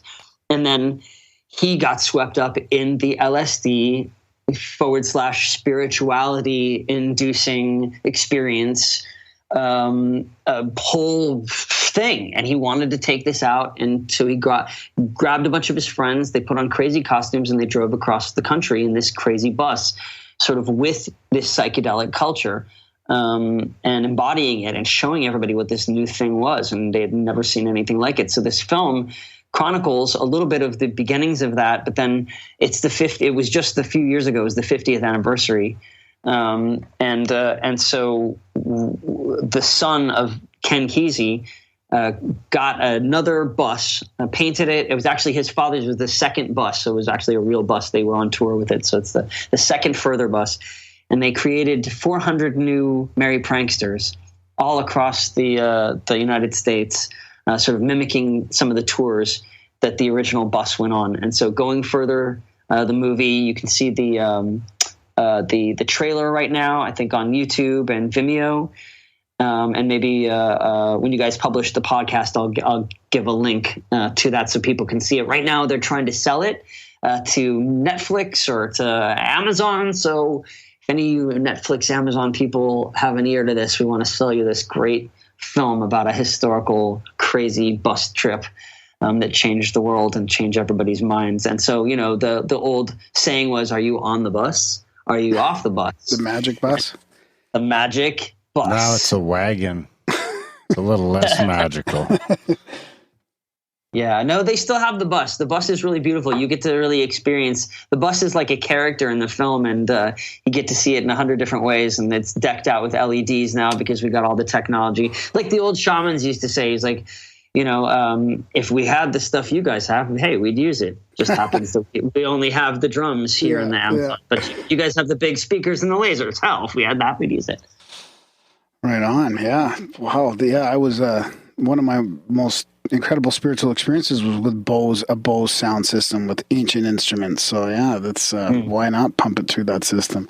So pump up the volume. After learning more about this magic bus and that whole 60s sort of experience there, what do you think of these conspiracy theories about that being more of like a CIA kind of operation and more of a intentional sort of movement, not so much an organic, spiritual movement from the ground up? Yeah, I think anything's possible. I mean, it is possible that there was something to that. That they, I don't know. I don't really want to say what I don't know. And right now, what I do know is that I feel a very powerful connection to that time period, just like my dad did. And why I feel a connection to it is its feeling of change and possibility. And whether or not it doesn't matter. The cat's out of the bag. Yeah. And you can't. And I love Terence McKenna when he says you can't make your magazines and your movies and your media companies without psychedelic people. You think you can? No, you can't. Yeah. So we're ingrained at every level of politics and culture and business now. And in fact, I'm hearing lots of underground reports that people in high level business are starting to experiment microdose. It's all over the place, right? Totally. So it's a whole new world. It's out of the bag. It's interesting. Of course, governments try to do things. They try to gain an advantage, but I don't think it quite worked the way they thought it would. Yeah, and, that's kind of my thought too. Yeah, I kind of think along those same lines. If it was there, it was sort of like they were following along or taking a look or peeking inside, but not necessarily creating it. Yeah. Yeah. Well, our forefathers really here are the natives, the indigenous people, the First Nations people. They are our forefathers, and in this land, our forefathers used psychedelic experience, used Vision Quest to understand this land and understand how to live with it, and it gave them a lot of understanding and a lot of gifts.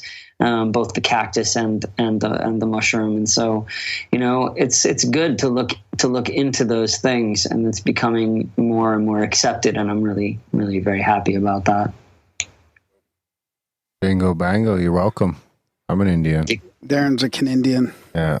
Oh, that's awesome. Yeah, I have a French Canadian ancestry. We're about to get our genetics tested. My mom feels pretty certain we have some native Canadian First Nations in our blood. So, let me know what tribe. Maybe we're from the same tribe. If we're from the same tribe, does that mean like I can like we means you can crash at my pad? Oh, sweet! That sounds great. All right, cool. Well, yeah, I'll get right on that because I need a place to stay. Perfect. Well, yeah, it's getting cold fast. If you are ever in Calgary, make sure you swing by for sure. Yeah, for sure. Absolutely, guys. Thank you. This has been really, really cool, interesting. And if you ever want to talk again about some other subject, we could. Yeah, I have lots of other stories. Yeah, man, it's been fantastic. It's been a great conversation. Yeah, and I'm thinking about just doing this, filling out this character sheet. Creating an avatar. Make yourself a little avatar, Grambo. It's my gift to everybody. I'm working on a book called Alter Yourself, A Guide to Avatarism. Oh, nice. And you can check out my old blog at avatarism.org. And then the actual website, which has some blog materials, but has the free PDF. Or you could donate it. You give me a couple bucks if you want to further my work and help me out. That's avatarism.net, and you can also follow me on Twitter at Alex_Polinsky, Polinsky, and I think, is that it? Yeah, I think so, man. That's awesome. Yeah, hey, check out my SoundCloud. I no joke, I'm like about to release a EDM song with legendary DJ Axwell. He just his record label Axton is releasing a song of mine called Losing My Mind. And it's biographical from when I lost my mind. But I got it back in time to promote the song. I just lost it for a second so I could write the song, and then I got it back. You just misplaced it. Can we use that in the show? Is there any way we can use that in the show as bumper music? Not, yeah, it hasn't been released yet, but I would love it if. But I would love it if you guys played one of my other songs from my SoundCloud, and maybe you could just choose one that you liked. And yes, for sure. Whatever one you did. Yes, yeah, we'll do that for sure. Fucking A. Right. Yeah. Fucking okay. Thanks, Alex. Right on. Take care, buddy. Soon. Okay. Yeah, it was great. Okay. Bye-bye. That was a chat with the one and only Alexander Polinsky. What do you think, fun. buddy? That was awesome. Yeah, that was a fun one. gooder. I want as to they play. say. I'm going to play D&D one of these days coming up. These guys are fucking going off and Oh, he's calling back. in the chats today. And that was our chat with the one and only Alex Polinsky. What'd you think, buddy? Oh, that was fun. That was lots of fun. Yeah, I'm going to go. Did you know I was going to play D&D a little bit here coming up? No, but it's kind of synchronistic because the guys are going off in the chats right now. They're talking, wouldn't it be cool to have a role play, a D&D podcast or some shit? And I'm really? I was like, actually, I think you guys would kill it. And then they're like, we should play virtual D&D this weekend. And now they were like, I was trying to say something and they were like going off. They didn't even care that I was there. They were just fucking D&D. Oh, yeah, Friday, fuck. And I missed it all? Yeah. Talk to Grimsteak. I think he's the ringleader. Okay. You can get in on some does he know about our chat with Avatarism? He's going to love it. Yeah. That was a good one. Yeah, that was fun. My avatar is D-Ron. When I come on the podcast, I transform into D-Ron the Stoner. Oh, yeah. You don't have much transforming to do. Subtle. No, that was good. I love the whole spiritual awakening thing as well. And I think it's a tool to improve yourself. I mean, anything to bring out your true self, I think is good. Authentic Absolutely. self. That's like, even if that's wearing women's clothes downtown. That's right. Getting rid of that bono. Getting rid of that bono. Maybe you get another bono, but get a different bono. Yeah, big thanks to Alexander Polinsky for coming on the show. Big thanks to you guys for listening. Big thanks to people that support the show, make these great conversations possible without any commercials and shit. Check out grimerica.ca/support if you can, guys. We would really appreciate it. Winter's coming. It's getting cold. Yeah, we could use some more support. Grimerica.ca/support. The best is if you can sign up for a monthly. There's options there as low as $1 a month, right up to $30 a month. That gets you access to the Black Budget support feed, which gets some extra content there. Couple eps a month. There's some stuff there now, like 10 or 11 eps in there already, so you guys will be loving that. So yeah, sign up for a monthly today. If you can't do that, you can maybe do a one-time donation. If you can't afford to support the show monetarily, there's a bunch of other stuff you can do in the show notes. Just check out the show notes. Rate the show. Rate the show. Review it. Rate the fucking I think show. that's good. Susie, what's your excuse for not rating the show? No, I think that's really one of the things that help us the most. Over 10,000 of you. And there's 70 reviews? Yeah. It really is pitiful.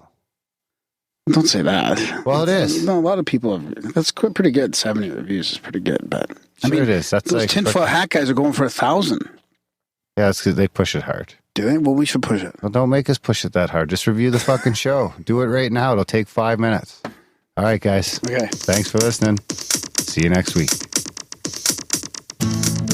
My turbo power is depleted. I don't have breath. I can't sing no more. Probably stare at the wall until I see right through it. Probably stare at the ceiling until I see right through it. Thousands of feet up, that's you in a jet plane, flying to paradise. Also known as heaven. Also known as heaven. Clouds, clouds, clouds, and more clouds. Clouds, you make me proud. Go groan alone. Go roll your bones alone.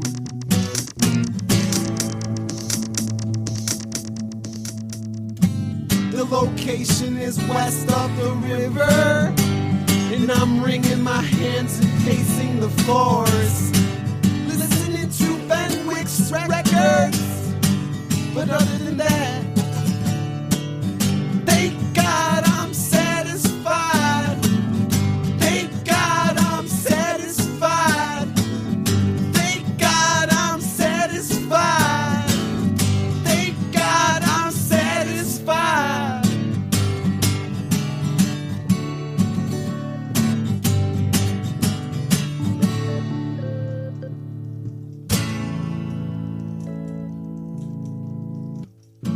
This composition is extremely personal, but I'll never tell you why. I'll never tell you why. Watch the walls watch me violently toss and turn in bed. Violently toss and turn in bed. And the radiator is is hissing and clanging and whispering this. The location is west of the river, and I'm wringing my hands and pacing the floors, listening to their Rojo record. But other than that, praise God, I'm satisfied. Praise God, I'm satisfied. Praise God, I'm satisfied. Praise God, I'm satisfied. The stuff that I got will bust your brains out, baby. Woo.